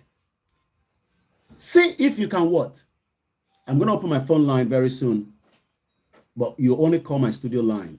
Please do not disturb and call any other line after. Tó bá mọ̀, ó better kó má pè rárá. Mo ní number kan lọ́wọ́, ó shop pé ṣe studio line ni. If you're not sure, just leave it. Bashir ẹ bá mi fi number yẹn síta. Please. I understand. Àwa dẹ̀ mọ̀ pé iṣẹ́ tá gbé dání, tí gbogbo àjọ gbé dání, ìrìn àjò Ọlọ́run ni. Some people say, I understand. Ìyẹn lèmi ò ṣe bẹ̀rù government kankan. Ẹ̀yin púpọ̀ nínú concept tí believe Ọlọ́run ẹ ṣe ń bẹ̀rù British government, ẹ ń bẹ̀rù American government. Ta ni American government? Ṣé president wọn kankan tí kú rí àbí? Ìbéèrè ni mò ń béèrè. Ṣé president wọn kankan tí kú rí? Why are we scared of mortal? Àwọn èèyàn lásán là ń bẹ̀rù. America tó bí o, tá bá tẹ̀lé wa, tá bá fún wa ní ọ̀nà pé ká lọ. Yes, we can tell them we want to go, but àwa la máa make that decision for us to go. Decision yẹn ọwọ́ wa ló kù sí nísìn. Decision pé kí Yorùbá kó dá dúró gẹ́gẹ́ bí orílẹ̀-èdè ọwọ́ tiwa ló kù sí nísìn. Kò sí lọ́wọ́ anybody, kò sí lọ́wọ́ àgbáyé kankan. Àgbáyé kan la fẹ́ dúró dè kíníkan òfútù fẹ́ẹ̀tẹ̀ irọ́ ni. Àwọn ìlú wà, mo ti sọ fún yín kó wá béèrè lọ́wọ́ pé kó wá challenge mi pé ọ̀rọ̀ tí mò ń sọ yẹn pé kò rí bẹ́ẹ̀. Àwọn ìlú tí mo dẹ̀ ń sọ yẹn gbogbo àgbáyé ló ń bá wọn ṣe indirectly, wọ́n ń tajà lọ síbẹ̀. Wọ́n sí lábẹ́ United Nations but wọ́n ń tajà lọ síbẹ̀. Àkáǹtì wo lẹ fẹ́ sanwó sí? Ṣé ti GoFundMe ni? Màá ṣe ẹ̀ jáde nísìn. Ẹ lọ fowó sí. Èmi kọ́ mo lówó tẹ̀ ń fi síbẹ̀. Thank you so much. Yes, James Lincoln. Mo rí gbogbo India díẹ̀ màmá kí nísìn. Mo kí ìyá wa Liz dáadáa. Mo kí gbogbo ẹ̀yin grandma wa, ẹ̀yin bàbá wa. Mo wá kí gbogbo ẹ̀yin bàbá wa tí ẹ wà ní àbá kọ̀ọ̀kan, ní abúlé kọ̀ọ̀kan, ní community kọ̀ọ̀kan tí wọ́n ti fìyà jẹ yín. Tómìnira bá wọlé dé, tí a confirm pé òmìnira ti wọlé dé, ẹ̀rí yàtọ̀ within 5 years. Ẹ̀rí tó ń pè ní services tó yẹ pé ìwọ ló lọ sínú council, ẹni tó ń bá sọ̀rọ̀ yẹn wọ́n bí dá kó gbẹnu sí ẹ nílùú yìí, bó ṣe máa rí nìyẹn. Ìwọ ló lọ sínú council nílùú yìí, wọ́n ẹni tó, because ó ń ṣiṣẹ́ public gbàtẹ́ pé ẹ̀ tí understand nǹkan tó ń bọ̀. So I'm going to open the phone line because, like I said, we are not here forever. We need time cut out, but actually enough time. The line is open. I understand. I get so angry and pissed off that 2 years now, I want team up with the bank show. I just don't get the message. Ẹ̀yin lẹ fẹ́ bá wa sọ̀rọ̀, ẹ tún fẹ́ gbọ́ra yín nínú ilé. Ṣé tinú ilé yẹn lẹ fẹ́ fi bá mi sọ̀rọ̀ ni? Nídìí yẹn ẹ pa tẹ́ bá lè mute. Let's go straight and please let's do it as smooth as possible again this morning. I go straight to the point. Good morning, caller.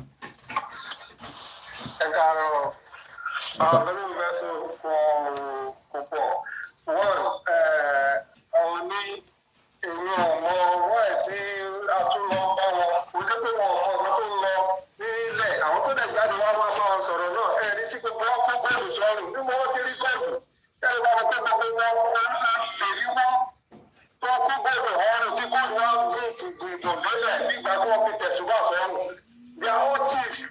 All these people, they cannot come out and tell us we should do Yoruba nation. That's just it. They cannot do it. So, the people that are used to make the effort, we should just continue doing our own. That's not how we buy it. Thank you very much. The number to call, if you're probably asking for the number, is +44 74 04405917 as we continue the campaign. The focus this morning is just awareness again. We must not do the mistake not to allow Nigeria to break. We should allow Nigeria to break. That is the best option for us that we can all be grateful we did so, not the 2023 election. Hello, caller. Hello, sir. Good morning. After today, I think came up with the other number. That means you would hello. Shebani came up with the number in this lasso. Hold on. Go on. UK. Already. Go ahead. All right. Share me first nípa bọ̀bọ̀ Jimoh Ajayi ẹni. Jimoh Ajayi tó lọ ń threaten àwọn ọ̀pọ̀ fún 10 minutes kọ́ máa yìnbọn pa àwọn ọmọ family wọn. Orúkọ ẹ̀ ti wà ń record. Àwọn akọ́dẹ̀ máa track ẹ̀. Hold on, Mr. Samuel. Hold on. Hold on, Mr. Samuel.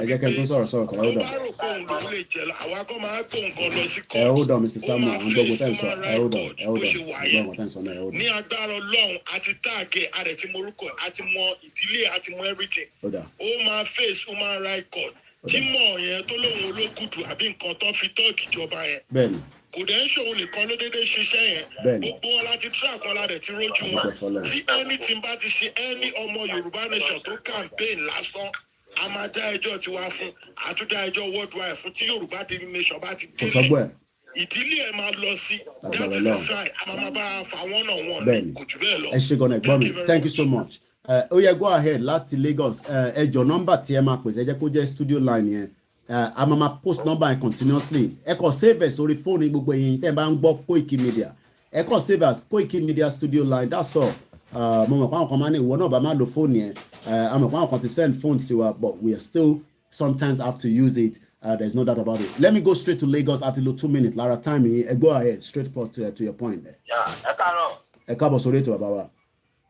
Orúkọ mi ni Samuel Awan láti Nigeria, Lagos State.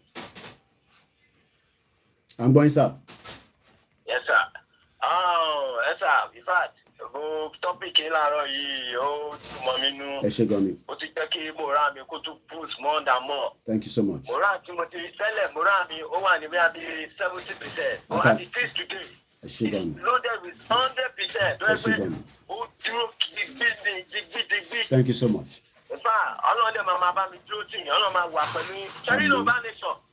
No going back. Kò sí kan tó lè ṣe federal government gan ò lè dá dúró. Buhari ìná sọ̀rọ̀ gbogbo máa gbọ́ kò lè dá dúró. Ẹ̀rù ń bá Buhari gan fún rẹ̀ àti kéèsì Buhari president ẹ̀rù ń bọ̀ ń gan fún rẹ̀.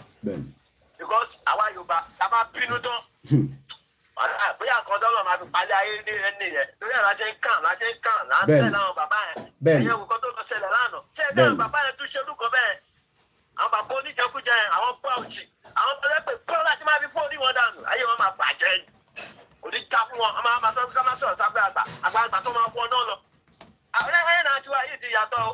A ti dúró tọ́ bàbá mi. A dà fún wa, ẹ máa bẹ́ẹ̀ tó lọ. Ẹ ṣé gan ni. Mo kí gbogbo ẹ̀yin èèyàn wa tí ẹ wà nísàlẹ̀ Èkó. Èmi ò sọ pé gbogbo èèyàn kan tó wà nílé ni tọ́gà bí ọmọ ọ̀tá. No. Èmi ò rọ́mọ ọ̀tá ní London. I've lived there for more than 20 years. Àwọn èèyàn dẹ̀ ń ṣiṣẹ́ oríṣiríṣi. Ààrẹ tó ń ṣe mechanic, ààrẹ tó ń sábìsì mọ́tò àwọn London buses yẹn. So all this issue pé àwọn kan ọmọ ọ̀tá ni wọ́n má jẹ́ ká believe yẹn. Àwọn politicians ló ṣe gbogbo nonsense yẹn. Àwọn politicians wa ló make àwọn èèyàn wa look like that. Nobody ń ṣe ọmọ ọ̀tá. Everybody máa ní life of choice just as ọmọ Oòduà ṣe ní life of choice. Ẹ máa ní tó ń pè ní ẹ̀mọ́bọ̀ alàgbà. Ẹ máa ní tó ń pè ní a life of choice and opportunity in turn fọ́mọ Oòduà. Òun la fẹ́ fún gbogbo wa ara wa. Kò ń ṣe Koiki Media, kò ń ṣe Bàbá Akíntóyè, kò ń ṣe gbogbo wa lájọ máa ṣe Yorùbá nation. A máa mọ́ra wa, kò sẹ́ni tó máa lè máa threaten ra wọn. Ẹgbọ́n sókè tó ń sọ̀rọ̀. Ẹ káàárọ̀ sà.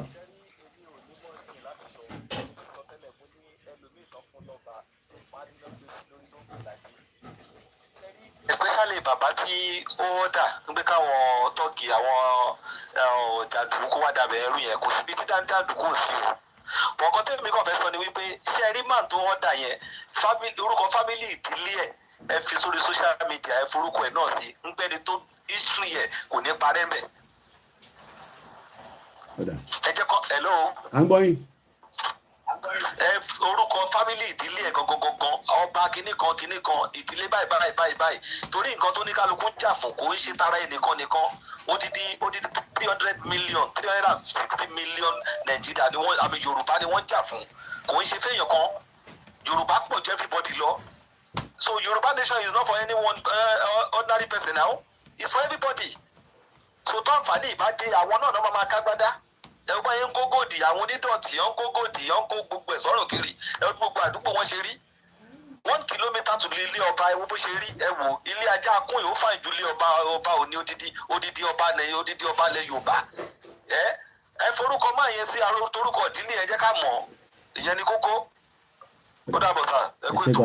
bẹ́ẹ̀ bá lọ sórí platform wa ẹ rí orúkọ ẹ̀ níbẹ̀ ẹ̀yin náà ẹ bá wa rányàn sílé kẹbìrì gbogbo ìdílé nǹkan kan yẹn èmi ò mọ̀ yẹn so iṣẹ́ gbogbo wa ni àwa ti get picture àti get orúkọ ẹ̀ lẹ́ẹ̀kan sí ẹni tó bá mọ studio line ó bẹ́tà kẹ́ má pè rárá kò ń ṣèjà kò ń ṣe gbogbo program lè máa ń pèsè kò dẹ̀ ń ṣe gbogbo program ni wọ́n release phone pé kẹ́ máa pè torí pé ilẹ̀ ni platform èyí tó bá yẹ pé nǹkan mi ni mò ń ṣe ni ẹni sọ̀rọ̀ tó ń pè wá ní jókòó síbi ẹ̀ pẹ̀lú mi so pé a ṣí line yẹn afẹ́yẹ́ kẹ́ pè wọlé ni bọ̀ kò ń ṣe pé kẹ́ tó wá máa pe nọ́mbà tani because nọ́mbà yẹn fúnra rẹ̀ tí bá gbé ó máa disturb ó lè cut out ní gbọ́ra wa dáadáa ẹ go ahead ẹni tó ń pè wá. ẹ go ahead moment tó ń sọ̀rọ̀ mo fi dárúkọ ni so ẹni ní right láti dárúkọ ara yín. a ti gbọ́ yín sẹ́ẹ̀ Mr. Razak ẹ gbóhùn sókè ohun yẹn lọ́lẹ̀ díẹ̀ ẹ bá a sọ kíákíá ká gbọ́ yín. òkè ló ní gbogbo ètò bẹ́ẹ̀ ní pátápátá là ń gbọ́. ẹ ṣe gan ni sọ. ọlọ́run ti bá mi sí wọn lójú àdúrà náà la ní ká fi ẹ má gbàgbé wa nípa ọ̀rọ̀ tí tá a sọ nípa ọ̀rọ̀ flag o. ọlọ́run fún wa ṣe délẹ̀ ẹ kí. mo try yín títí tí mi ò rí kí n títí during the weekend. Well, I was off completely weekend. My phone was completely off. Sometimes I need time for myself as well. So phone was off. So I saw lẹ́yìn. Lórí ọ̀rọ̀ ti flag. So kò yàn ṣe discussion lórí social media ní bíbá. So and tàbí fún ní flag ẹ máa ṣe sùúrù ni. So the next batch is not yet home. So the first and the second batch has already completed. Ẹ dẹ̀ láti rántí pé this is not like a million flags là ń ṣe. That's why I've already asked the YSDM, the Global Directorate, even the Yoruba One Voice, truly this is the time for us to start showcasing those things at home. So we can only do next time then and disturb show go okay nisin. Go ahead nisin. Ele gangan le ke tele. E karo. O ti wáyé. Agbára Elédùmarè. Láti Bẹ̀jùlẹ́kí, the binary area. Mo kí gbogbo yín ní gbogbo axis yẹn. We have a lot of people that are working tirelessly in that area. Ẹ̀rẹ̀ pa àmójúbà àti tún seaport wa tó ń ṣe sádùúgbò bí Yorùbá Nation seaport. Wọ́n prepare sílẹ̀ fún wa ni. Àwọn èrò péré ni gbogbo wọn bá ń sọ yìí. Wọ́n ní fẹ́ ṣe láìpẹ́ ìyàwó alá ní Yorùbá lónìí. Wọ́n lè gbé lọ. So nǹkan tí fẹ́ sọ ni pé Ọlọ́run ti jà fún wa o. Àwọn ọba yẹn ẹ ti mọ̀ Tinubu ló fi wọ́n jẹ ká sọ̀rọ̀ ká kú síbẹ̀. Ó pè jù ká máa parọ́ ká kú lọ. Bẹ́ẹ̀ni. Ṣó ti yẹn sà. Bẹ́ẹ̀ni. Tinubu ló fi wọ́n jẹ ní òfìfẹ́ ìgbà tó lọ sọ́dọ̀ Ọbásanjọ́. Ṣẹ́rí kó tẹ̀lé Tinubu lọ jókòó ó tẹ̀síwájú. Gbogbo wa mọ́ lè fẹ́ níwá o kò sẹ́ni tó bá yẹn tán sí. Ọba tó bá ti ń gbàgbọ́ ìpínlẹ̀ Yorùbá àwọn alálẹ̀ ló máa pa ìran ẹ̀rùn. Èyí táwọn tó ṣe dáadáa lọ́jọ́ iwájú tó ṣe lẹ̀ tó ti kú òun láti ń jẹ lẹ́tà ń sọ lẹ́nu dọ̀la. Ṣé tó bá ṣe ìbàjẹ́ sílẹ̀ náà a máa sọ̀rọ̀ ẹ̀ dọ̀la. So bàbá wa Àwùjalẹ̀ kọ́ lọ́run lọ́ra ẹ̀mí àtọwọ́n bá àkọ́kọ́ tó ń ṣe dáadáa ńlẹ̀ Yorùbá. Bọ̀ àwọn tó ṣubú pa mọ̀ wọ́n o history wọn wà ńlẹ̀. So kọ́nà fífẹ̀ kó máa wọ aṣọ white kiri white tó yẹ pé dúdú ló wà níkù ẹ̀. Alálẹ̀ ló máa kó gbogbo àtàwọn olóyè yẹn kò jù bẹ́ẹ̀ lọ. Yorùbá Nation no going back. Ẹ ṣé gan ni mo kí gbogbo ẹ̀yin èèyàn wa ní gbogbo different part of the globe especially ẹ̀yin tẹ́ wà nílé those at home you might not understand mo kí Prince Prince ò ń ṣe pet name mo kí gbogbo wa dáadáa nílé ẹni aṣọ Yorùbá Nation ẹni fìlà ẹni flag nígbà tó bá ti pèpè ká jáde fún mega rally we must come out. We need to showcase to the world fún àgbáyé kí ló ń pè ní world ẹlòmíì lè máa understand ẹ̀ bóyá ayé ṣe rí lélẹ̀ ó dàbí bọ́ọ̀lù ni àtòkè lọ ti bá ń rí dáadáa àwọn tó wà ní international space station tó bá wò nísàlẹ̀ tí kìíní ẹ̀ bá ṣe ń rove tó ń lọ káàkiri a máa lóríṣiríṣi Libya lélẹ̀ nísìn Niger, Chad, Sudan, Iran, Kyrgyzstan àwọn ìlú tó kúrò lára Soviet Union àwọn eléyìí Mongolistan, there are so many countries. Ṣé àfẹ́ yẹ kí orúkọ ti Yorùbá nation, Yorùbá kingdom, Oduduwa republic, whatever we want to call it, eventually, kó wà nínú system ti àgbáyé. Ṣé ẹ mọ̀ pé torúkọ wa bá wà nínú system la ṣe máa ní ayé gbé? As we speak right now, we are all not living a life. And everybody knows that. We are not living the kind of life. Yoruba nation is our future. Ṣẹ́rí tí Yorùbá bá ti dá dúró gẹ́gẹ́ bí orílẹ̀-èdè, gbogbo ń tẹ́ ń rí nínú Nàìjíríà, èmi lọ́lọ́pàá ni, àwa la máa kọ́kọ́ jẹ́ the first person tá máa jẹ àǹfààní pé ọlọ́pàá ilẹ̀ Yorùbá lélẹ́yìí. Àwa la máa kọ́kọ́ employ. Ẹ wá imagine how many people lọ́lẹ̀ ẹ ṣé yàn rá àwọn ọlọ́pàá tí máa ń ṣò yẹn ni, àwọn ọlọ́pàá London yẹn. Ẹ̀yin ò rí bó ṣe pọ̀ sí ni. We will be having the best opportunity. Nigeria cannot work going into a 2023 election. Don't be deceived by all these, gimmicks politicians and all their analysis and all their commentators, especially all their fake media, brown envelope media, from TVC to Channels Television, to all this brown envelope media to one, and they all what for them? What joke bam. And woman were okay because one more boss ain't go lẹ́yìn láti fi sọ pé Yoruba nation kan ṣe yẹn Yoruba nation ṣe wọ́n ṣe we are say there's secession. There's nothing called secessionist. Let's take the next call as we have it coming through. Ekoba ṣe ni kíá we can get as many people in. Láti UAE, if I'm right, you're calling from Dubai, somewhere around that area. Just I want to make contributions in the I need the to my weakness láti lead the agitation because well, how long have we be expecting the declaration? Because our time we just want to come home. Let's come to Yoruba nation. The power you carry the Yoruba passport. What is let's all come with our identity.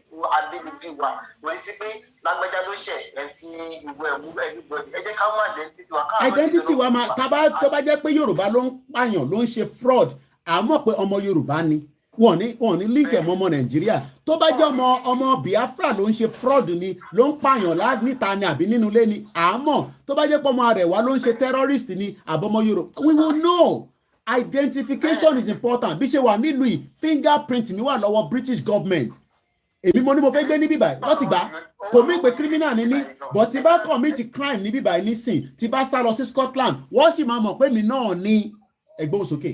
Bẹ́ẹ̀ni Nigerian government ò ní fingerprint mi lọ́wọ́ ìlú ní fingerprint mi lọ́wọ́ ó ní database mi lọ́wọ́ ní mo wá gbójọ́ ọmọ Nàìjíríà mi bá lò nílé mi bá lò níta ẹjọ́ tó lọ́nà jẹ́ ká declare kí ni wọ́n ṣàfihàn ọ̀run yàgò kì í ṣọ̀rọ̀ ẹ̀yìn kan ní tó bá máa ṣẹlẹ̀ náà ní kó ṣẹlẹ̀ ilẹ̀kẹ̀ má já sílé má já síta ibi kan ní ilẹ̀kẹ̀ má já sí o ká declare wọ́n ṣàfihàn simple tó bá máa kó apẹ tó bá dẹ̀ ní tó máa yà á yè àwọn ìgbà àìmọye ìlú tó yẹ kó ju 100,000 lọ àwa pèrè àwọn 60 million àtúndẹ̀rù gbọ́ ẹ̀jẹ̀ ká declare no time wọ́n jẹ́ ká fi máa dójà wọn kan. ẹ ṣé gan ni thank you so much. mo kí gbogbo wa lẹ́ẹ̀kan sí bí ṣe ń kí gbogbo wòlíì tó ń bẹ nílẹ̀ Yorùbá kékeré nìyí ni àgbàlagbà nìyí ni Ọlọ́run ní jẹ́ káwa ṣe sọ pé kò ní dá fún wòlíì kankan no ìyàn tí ń go extreme nìyẹn because Ọlọ́run rán oríṣiríṣi èèyàn níṣẹ́ ẹlòmíì ò dẹ̀ ń ṣe wòlíì but Ọlọ́run fi ràn wọ́n àwọn kan ní ìran tó ń rí yẹn kíníkan ẹ̀yin má wọrí nípa ẹ̀ whatever everybody is saying let them say it but whether we say anything or not the present situation of Nigeria needs Nigeria to dissolve and I will say peacefully or violently. It has to go. Nigeria is not our identity. Our identity was taken away from us by the British Empire, the British monarch, the monarchy system. King Charles III, kinikan. God bless the king. But àwa náà gbọ́dọ̀ dá dúró. We don't want to be under any Commonwealth. It's all gimmicks. Don't expect, this kind of conversation, to pop up, on your TVC Breakfast Morning Show. Don't expect this to come up on the Radio Nigeria. One about don't say Yoruba Nation and all that. But there are some true Yoruba radio presenter that and we can understand. There are so many people at home that would love to speak like what I'm doing, but because they're in Nigeria, we understand. Nigeria can send anybody to kill them, just as Delegiwa was bombed and killed by Babangida. Babangida no pa Delegiwa. I want Nigerian media on this one here.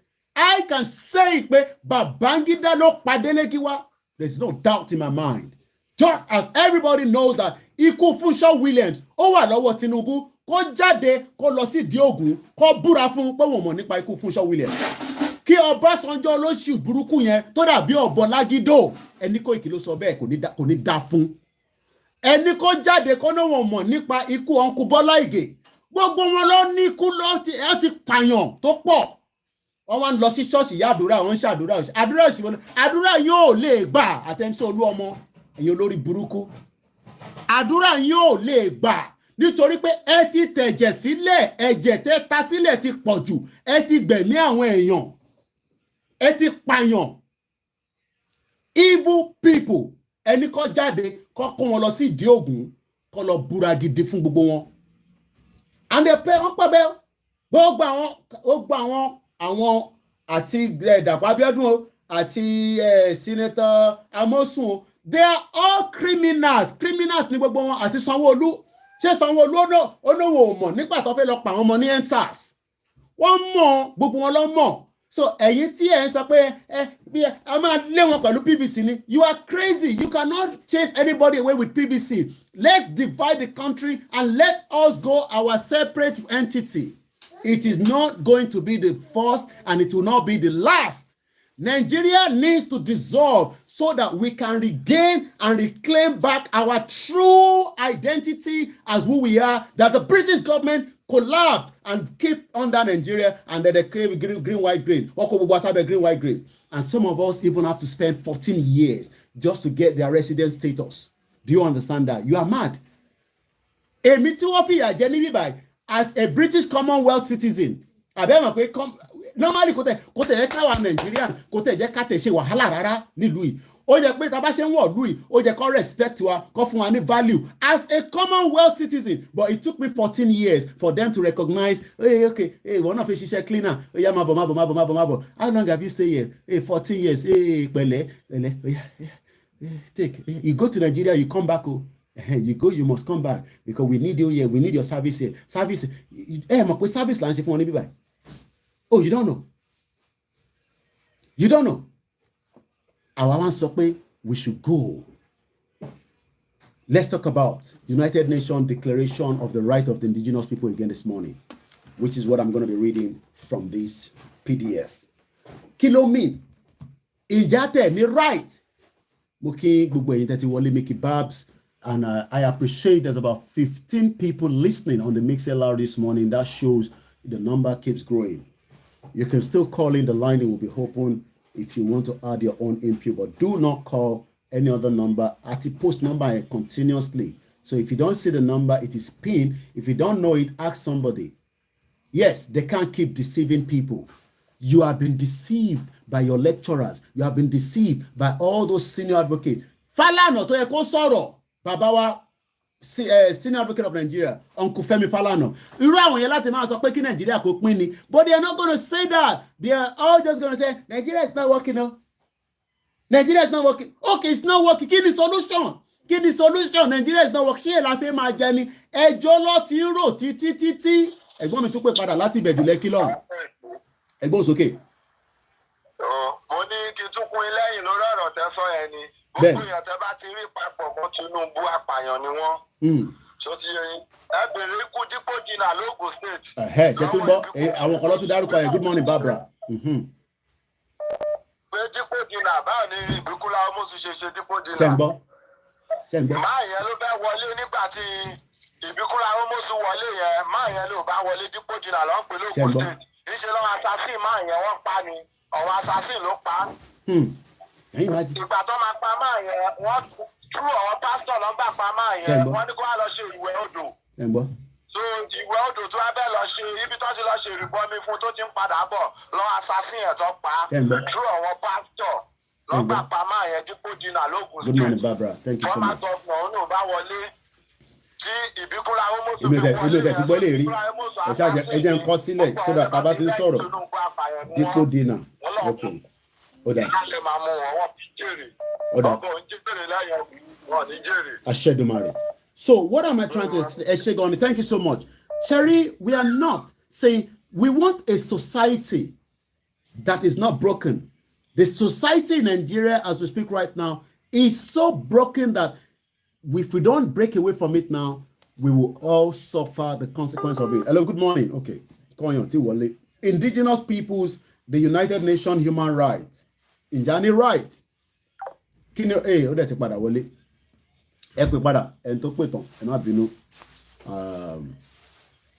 think that's the person again. Go ahead. Hello, caller. Etwa on. Hello, sir. Can you hear me, sir? Okay. Hello, sir. Go ahead. Go ahead. Ṣẹ́rí issue tó ṣẹlẹ̀ lánàá ní palace yẹn ẹ má jẹ́ kí ṣẹ́rí ẹ̀kọ́ jẹ́ káwọn ènìyàn wá mọ̀ pé kọ́ má jẹ́ kí ẹ wá kọ́ má jẹ́ kí ẹ distract attention. Ṣẹ́rí tí ọkọ̀ báyìí yóò bá ṣẹlẹ̀ kò ní history ìtọ́ni gbogbo akọ tó yìí ṣẹlẹ̀ yìí. And secondly ẹ jẹ́ kí everybody ní mind pé pé a máa lọ peaceful yẹn kò possible a máa lọ pẹ̀lú ṣẹ́rí gbogbo àwọn tó ń gbọ́ tó ti fẹ́ gbé wọn gbọ́ mostly àwọn tí mo tẹ̀ pítì jù lọ àwọn youth wa àwọn kan gbọ́ wọ́n pretend bẹ́ẹ̀ bá wọn gbọ́ pé kọ̀ọ̀kan fẹ́ ṣẹlẹ̀ by then tí wọ́n alábá bẹ̀rẹ̀ àtẹ̀tù ẹ̀kọ́ àwọn tó yẹ kó máa raise alarm don't raise alarm don't keep silent by that tí Trump bá máa bẹ̀rẹ̀ oríkàwọ́ máa jáde àtàwọn tó yẹ kó pàṣẹ àwọn tó yẹ kó àtàwọn tó gbàtà ọkọ̀ tó pretend bẹ́ẹ̀ bá wọn gbọ́ ọ̀pọ̀ ilé ìfọ̀dé máa mọ̀ kó tilẹ̀ àtẹ̀ tí wọ́n alábá máa kick out.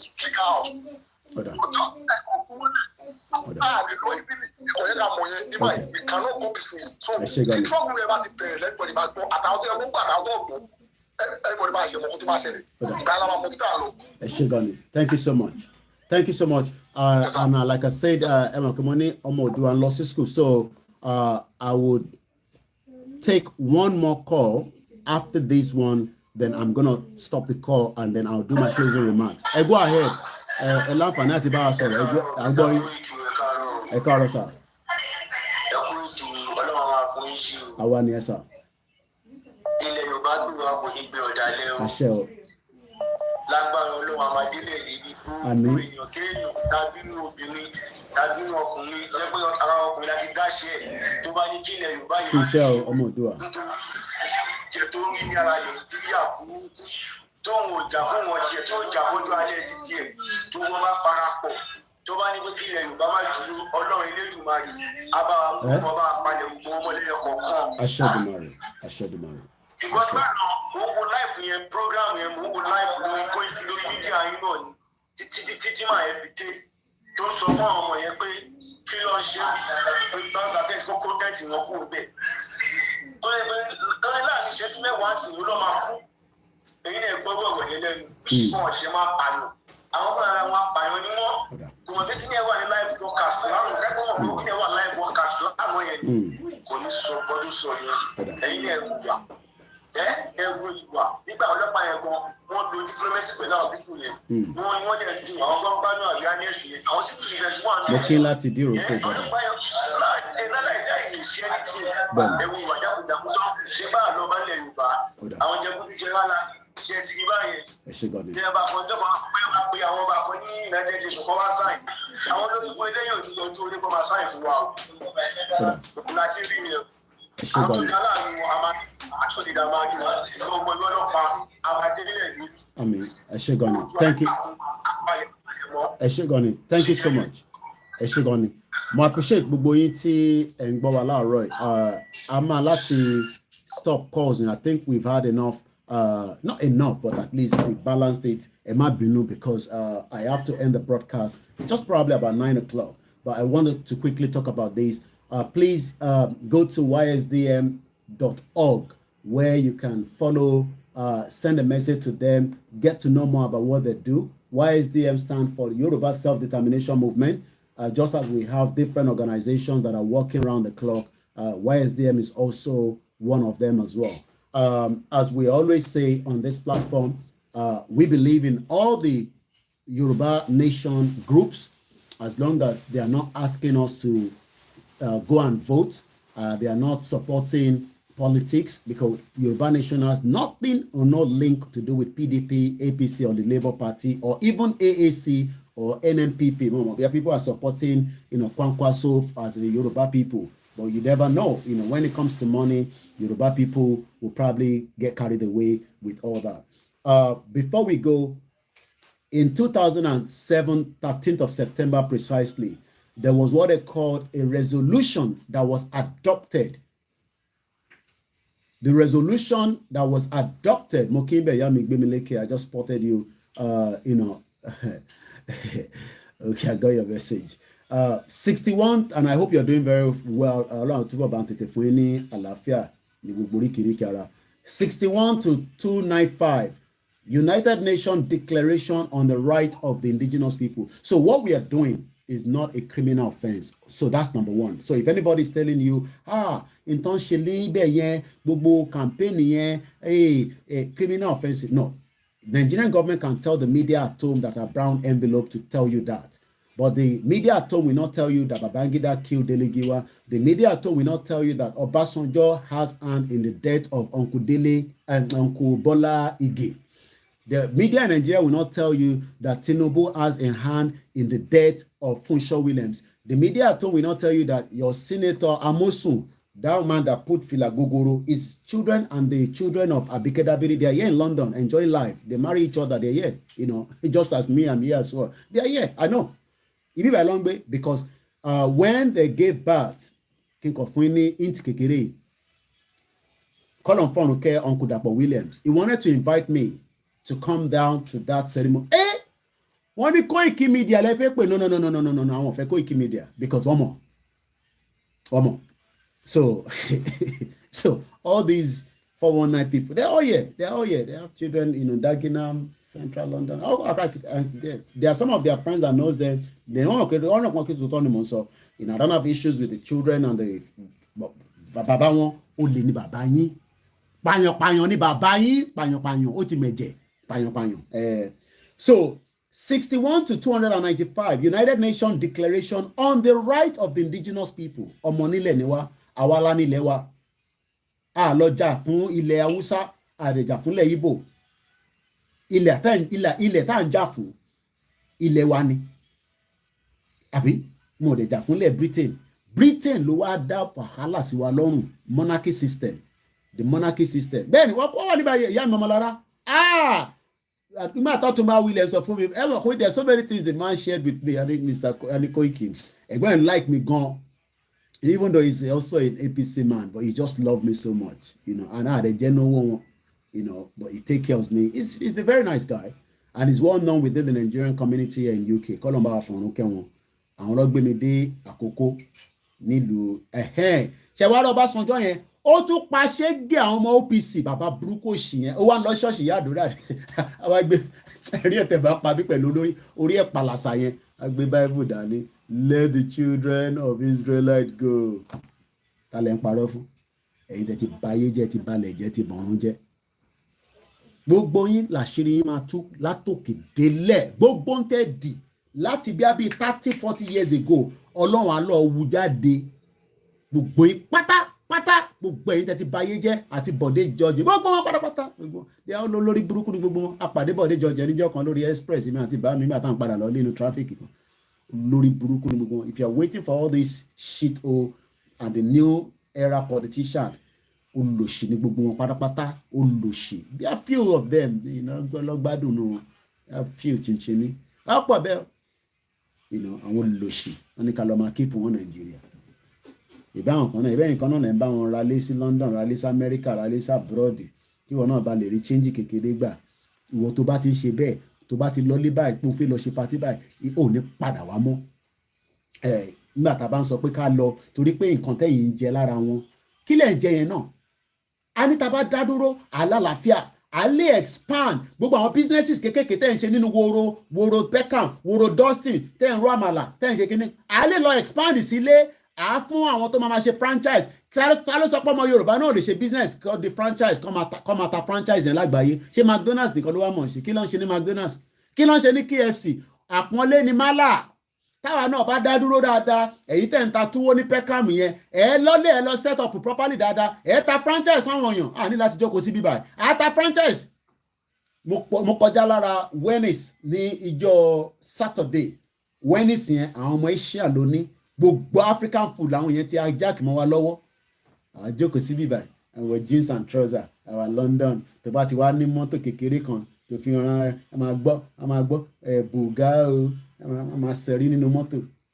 ilé wa wà ń bẹ̀ nílẹ̀ Yorùbá ó ti bàjẹ́ àárín kankan ṣe sí Venice ní Peckham ní Acne rather àwọn ọmọ paki yẹn àwọn yẹn ti dominate gbogbo oúnjjẹ Yorùbá àti oúnjẹ Africa gbogbo pátápátá láwọn ti dominate ìyẹn lọ ṣe ń wá sọ́dọ̀ yìí tẹ́ bá ti rí àwọn Indian àwọn Pakistan mò ń wo wọn Ìlọrin kọ́ lọ́nà àwọn Chinese wọ́n man illegal mining illegal iṣẹ́ àwárí lọ illegal mining ní China tó ní gé orí yín dànù we don't have value all over the world so ẹ má yẹ kí n kọ́ tán yìí 2007 ni declaration yẹn wáyé resolution law adopted rather ní United Nations and also just before we complete this morning conversation the right of the indigenous people have over the past 3 decades mean pé 30 years become an important component so ariwo tí mo ń pa is an important component ẹ máa kí n kọ́ sọ fún pé bọ̀bọ̀ yẹn ọmọ tó ń sọ o bọ̀bọ̀ tó wà lábúrọ̀dì ẹ̀kọ́ ọmọ tó ń sọ ẹ̀yin wọ́n fọ̀n tàn yín ni wọ́n mọ̀ pa àwọn ọmọ tá à ń sọ òun lọ kọ sí bíbà òun ni mò ń kà ní bíbà sórí eléyìí ni mo ti ń kà the right ẹ̀tọ́ tó bá sọ pé right ẹ̀tọ́ àwọn ọmọ nílùú ó ti di problems àgbáyé for more than 30 years. The right of the indigenous people have over the past 30 years become an important component tí a bá resolve ẹ̀ kò lè sísinmi láyé nínú Nàìjíríà ìjà máa wà ní láàrin gbogbo wa àwọn òyìnbó lòṣó lórí burúkú tó kó gbogbo àpapọ̀ wọ́n dẹ̀ mọ̀ wọ́n mọ̀ but àwọn ò ní ká pín àwa la máa make a decision yẹn fúnra wa. Component of international law and policy as a result of the movement driven by the indigenous people àwa tá à ń drive it so ẹ má yẹ kó sú wa owó tá ti ná yìí ti pọ̀ jù a gbọ́dọ̀ jẹ́ kó sú wa ní time tá dé yìí distraction ló kọ́ máa fẹ́ máa pọ̀ ní normal nìyẹn ara ẹ̀ náà ni kò má tà and I have said it kò ń ṣe Koiki Media nìkan ló máa gba Yorùbá Nation media kún lè bám àwọn ọmọ tó ṣe tán ní mass communication tó yẹ pé wọ́n ríṣẹ́ ṣe torí wọ́n tó yẹ pé they can become mo wo Délé Mọ̀mọ́dù nígbà tó ń ṣiṣẹ́ ní Concord ó post picture kan ẹ lọ wo bó ṣe rí nígbà yẹn ẹ wo bó ṣe rí nísìn ikùn wọn ti yọ bẹ́ẹ̀mú ó ti jẹun kánú yó ẹ wá ní kí yẹn sọ pé kí Nàìjíríà kò pín àwọn èèyàn ò ní kí Nàìjíríà kò pín ó fẹ́ jẹ president ẹgbọ́n yẹn tẹ̀ máa pa mí lẹ́rìí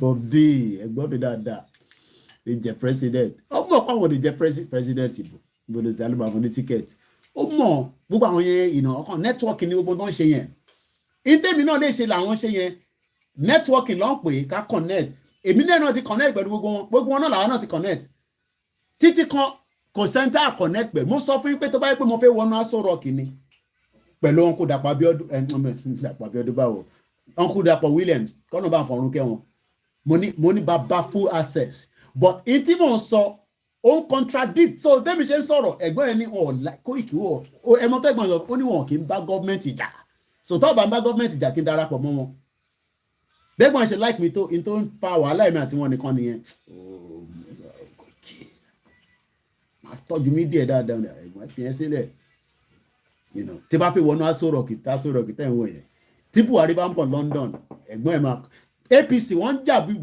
búrútù ní London ni ẹ̀gbọ́n ẹ̀ nìkan ni Buhari fi APC lé lọ́wọ́ bàbá kan wà náà nísìn mo tẹ̀rí tó àpò fi ṣe meeting láìpẹ́ ní wọ́n jà ju búrútù lọ ní bíbá búrútù àwọn APC yẹn oníbọ̀bọ̀ kan náà mo rántí orúkọ ẹ̀ lára àwọn leader wọn ìgbà tó yá tíjà yẹn pọ̀ rẹpẹtẹ Ọ̀túnba Dàpọ̀ Williams ni wọ́n fa APC lé lọ́wọ́ ní UK wàhálà yẹn ti pọ̀ jù lọ́hùn òun nìkan ló ní access sí dead of Buhari káàtà sọ pé gbà tí Buhari kọ́kọ́ sì dé wà mẹ́ kó tó di pé sick tí ó dẹ̀ ti kú tó ti gbé àtìmí nílé tẹ́ni Buhari rẹ̀ tó ń lọ káàkiri yẹn so àrírí jù bẹ́ẹ̀ lẹ́yìn wa láàárọ̀ yìí I hope we've been able to educate ourselves and also enlighten ourselves Aso Rock tí wọ́n fẹ́ mo fẹ́ jẹ Aso Rock ni màá ti èmi náà ti dàbí big boy tèmi náà tí wọ́n máa kó sójà fèmí náà media tó tún jẹ́ foreign media ẹ̀gbọ́n ẹni wọ́n like nǹkan tí mò ń sọ rárá kó tẹ̀ tó bẹ̀rẹ̀ Yorùbá nation I have always critiqued them Koiki wọ́n like ìwé ṣe máa ń sọ̀rọ̀ ẹ̀yìn tó bá ti gbọ́ pé wọ́n ń gbé Koiki media bọ̀ irọ́ ẹ má sọ fún Koiki kó wà no wọ́n dà pẹ́ gbọ́n ẹ̀ like mi wọ́n mọ̀ pé gbọ́n kó Dàpọ̀ Williams kọ́ lọ́ máa fọ̀rùn kẹwọn wọ́n mọ̀ pé ó nífẹ̀ẹ́ mi gidi gan ni kò lè fi mí ṣeré so I just laugh sometimes when some people say ẹ mọ̀ pé òun lọ́kọ̀ sí bíbáyìí náà ẹ jẹ́ n post bíbáyìí the right of the indigenous people ó ti di wàhálà ságbáyé ẹ jẹ́ lọ post bíbáyìí síta ṣe lè ka kẹ́yìn náà lè rẹ̀ ká so ẹ fọkànbalẹ̀ ẹ̀yin èèyàn wa mo rí ibẹ̀ yá mi Janet Martin ẹ káàárọ̀ mà àwa ń ṣe wàhálà inú òtútù ló ti ń bọ̀ nísìn ìrònú irú èmi báyìí nísìn ìrònú máa ń wọta máa wẹ̀ ni in another 2 weeks nísìn máa bẹ̀rẹ̀ sí wọta máa wẹ̀ èmi ò tẹ̀ láìkò òtútù rárá bẹ́ẹ̀ ni èèyàn kan ní you could have get big belly like President Dele Momodu wallahi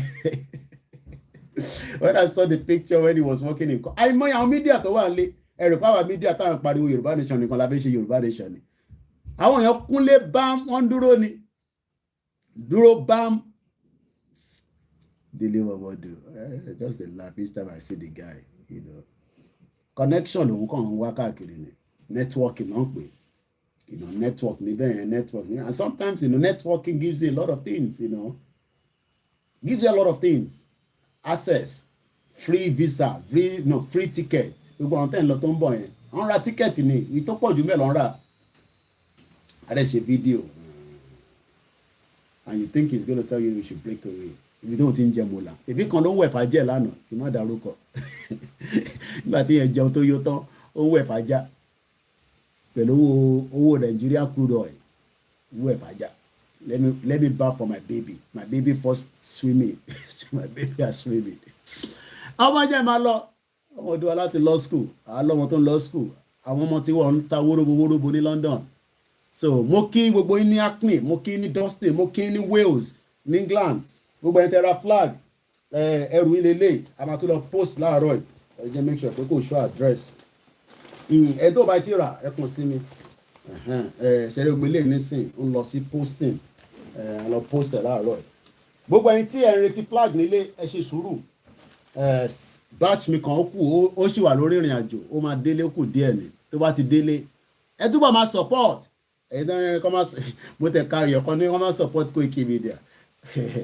wọ́n máa support Koiki Media ìbọn ní kọ́ wá support ẹ waste time ara yín ìyàwó akàn mú dáhùn pé £50 tó fún mi èmi dẹ̀ kan fẹ́ ra flag ni èmi bá package ẹ̀ ní bá máa ní kọ́ send address wọn sí mi London mẹ́ẹ̀ lọ́wọ́ ní Leicester precisely kò ní bàjẹ́ fún yín ẹ̀yin ìyàwó yẹn ní bá èmi ọmọ I mean she sent £50 èmi ọ̀pọ̀ òkè bí a flag bí méjì lọ́mọ ara ńláńlá £20 pẹ̀lú kéékèèké I don't know sometimes people then give extra ní bá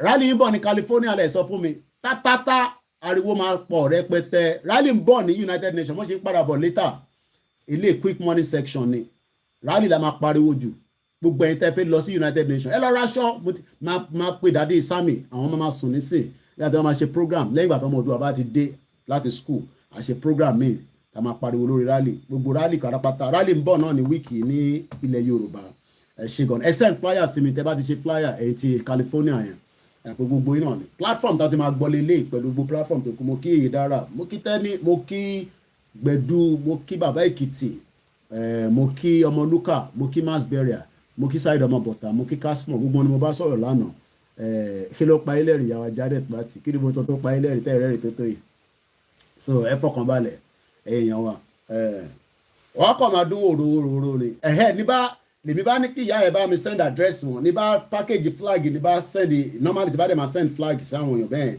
just for me to have a record máa take picture máa send ẹ̀ sí wọn lọ́ba pè mí Mr. Koiki àwọn fún yín lówó yẹn ká fi máa ṣe Yorùbá flag tẹ́ ẹ̀ ṣe lọ́mọ dúpẹ́ lọ́wọ́ yín o you know so mo send kan sí kan fún wọn mi wá kan náà Koiki àwọn ló pa àwọn tó wà líla need the flag fún ní kò má ta ẹ̀yin tẹ́ wà ń bẹ̀rẹ̀ náà tẹ́ ẹ̀ fún wa ní owó agbọ̀dọ̀ má fún yín ní flag so mo dúpẹ́ lọ́wọ́ gbogbo ilé nǹkan sí kí ni ìyàwó kan ní sí ìyàwó ọmọlára please which tí mo gbà tí mega rally máa jáde mo kí ìyàwó Mojí Adésànyà mo kí gbogbo yín pastors pátápátá mo kí gbogbo yín olúwo mo kí gbogbo yín ọmọ mẹ́mbà OPC Ọbásanjọ́ ló pa ṣégèsè lára bàbá burúkú òṣì yẹn bàbá òṣì bàbá jágbàjàgbà yẹn so you know wọ́n ní kò ní kú mọ́ ibẹ̀ ní kẹ́ máa dúró sí kẹ́ máa para yín help us we need flag we need well à ń pariwo pé àwọn èèyàn fún wa ní owó ká ṣe mọ́ flag sí so the more but ìkan lọ́lé kù díẹ̀ àbá ti rí di gbogbo support tó kù Nigeria senator washing dog no UK tẹ̀lé lè wà mú ọ̀rọ̀ bí máa dárúkọ ẹ̀ ni wọ́n sì mi ṣe ní kí n máa yọra mi lẹ́nu máa dárúkọ ẹ̀ àwọn tí wọ́n sọ ti mọra wọn ó ti mọ òun wẹ̀ fàájà ó ní my baby owó Nàìjíríà ló fi ń ṣayé kábíyèsí Ọlọ́run anyway ẹ̀yin yan wa ẹja máa lọ ẹjẹ́ ń play anthem à kì má lọ bá jókòó jù sórí jókòó yìí mo kí gbogbo alẹ́ nǹkan sí orúkọ tèmi náà ní Ọláyọmí Kóìkì so kò ní bàjẹ́ fúnlẹ̀ Yorùbá nation is our dream mo kí gbogbo mídíà wa pátápátá mo kí bàbá àròpọ̀ rẹ̀ mo kí bàbá wa ọ̀rọ̀ máa ṣe rally náà níjẹ̀bú igbó mọ́ gbogbo axis yẹn ẹni tó bá fẹ́ darapọ̀ mọ́ wọn ẹ jẹ́ kí n mọ̀ tẹ́ bá fẹ́ support wọn màá lè connect mọ́ ẹ̀gbọ́n yẹn ní Germany media tiwa máa wà on the ground to do whatever we need to do tẹ́ a bá ti rí support àwa máa bá ṣe lọ kékeré ní ìtókù so mo kí bàbá wa Heritage TV mo kí gbogbo Yorùbá world media pátápátá my name is Ọláyọmí Kóìkì media ẹ̀gbọ́n mi Azeez ẹni bringing the world closer àwọn ọmọ wa máa ń pe war ó dà pé bí a torí pé mo ní ogun ń bọ̀ Nàìjíríà is the world ni ọ̀bọ̀ tẹ̀ nígbà mi tẹ̀ bá ń gbọ́ ọmọ wa especially kan náà ni bringing the world ìyá mi ṣe yẹ kó rí bẹ́ẹ̀ ìyá tàtà mo kí àwọn dáadáa mo kí Òṣàtọ́lá ó ti tójọ́ mẹ́ta tí mo ti rí Òṣàtọ́lá mo kí àwa kan náà ni mo kí àfà bàbá gbàgede wọ̀ rí ẹ bá lọ wo owó mo kí ìjìnlẹ̀ Marcus bámbám ìjìnlẹ̀ tèmi mo kí wàá mídíà lọ́tún lọ́sì ẹ fọkàn balẹ̀ just reason mo kí ẹ ń bẹ̀ mo kí gbogbo yín pátápátá ẹni tí ìbá dárúkọ ẹ má bínú sí mi gbogbo yín náà ni mo nífẹ̀ẹ́ èmi ọmọ yín náà ni ọ èèyàn kan ní bàbá irọ́ mo ṣe bàbá o mo kí ìyá mi dáadáa Tommy ní US gbogbo yín pátápátá mo kí Sami Japan bàbá àgbàlagbà pátápátá mo kí CSI mo kí ìjáyà Wo TV ìyẹn máa oríṣiríṣi headline ló máa ń lò ní tiẹ̀ kò sí ètò kan ẹ̀gbọ́n mi Wo TV kò ní bàjẹ́ fún yín pẹ̀lú gbogbo àwọn staff yín I just love him so much ẹgbẹ́ tó bá fẹ́ lo mídíà mi ló bẹ́ẹ̀ bá ṣe fẹ́ lò ẹni pé kìdí kan kọ́ máa lo mídíà wọn rò pé bọ́ ṣe bá wà lóyè gan ló ń jẹ́ kí ìrìn àjò yẹn kó tẹ̀síwájú dáadáa ni mélòó lèmi fẹ́ capture so the more people use our video the better you don't need any excuse mo kí gbogbo ẹ̀ tẹ́ wà ní north mo kí ẹ̀yin Hausa people mo kí Arewa agree to now make we break make everybody have peace of mind all Biafra agree to now all hail Biafra why not speak English join I don't speak English now where you dey all that where they speak English mo kí gbogbo yín pátápátá lẹ́ẹ̀kan sí ẹ̀ dábàá rántí kò ní bàjẹ́ fún wa ó dà o.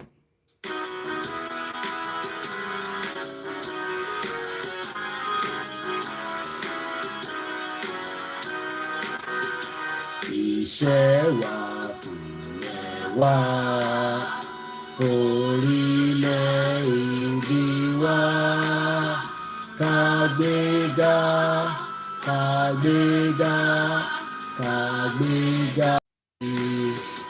ìgbàgbọ́ wa ni pé láti bẹ̀rù làbọ̀ mọ́ ká ṣiṣẹ́ kájọlá ìṣọ̀kan àtòmìnira ní ẹ jẹ́ ká máa lépa tẹ̀síwájú fọ̀pọ̀ ire àtòhun tó dára ọmọ òdàdé bọ́ sípò tẹ̀tọ̀ rẹ. Ìwọ ni ìmọ́lẹ̀ ògo adúláwọ̀. Yorùbá wuyì ìyá fàkàtà òkè wọn dáadáa. Mo ké Alhaja Eleha, I spoke to her some few days ago as well. And whoever I've not mentioned, I send my greetings to all our media. Simon Ekpa Abagba. I was watching him. The one is firing on the British at the moment. Some of you probably don't want to have anything to do with Biafra. That's your own cup of tea, not mine. I work with anybody that wants us to break away from the shit old country called Nigeria. Have a very good morning and bye for now. My name again is Olami Koike. You've been watching a live transmission. If you're watching it again, you're watching a repeated version. I'll be back sometime later today. I'll be joining the studio definitely at 11 o'clock. Hopefully, even if it's just by telephone. And I can see that Frank is back in the studio. Bye for now.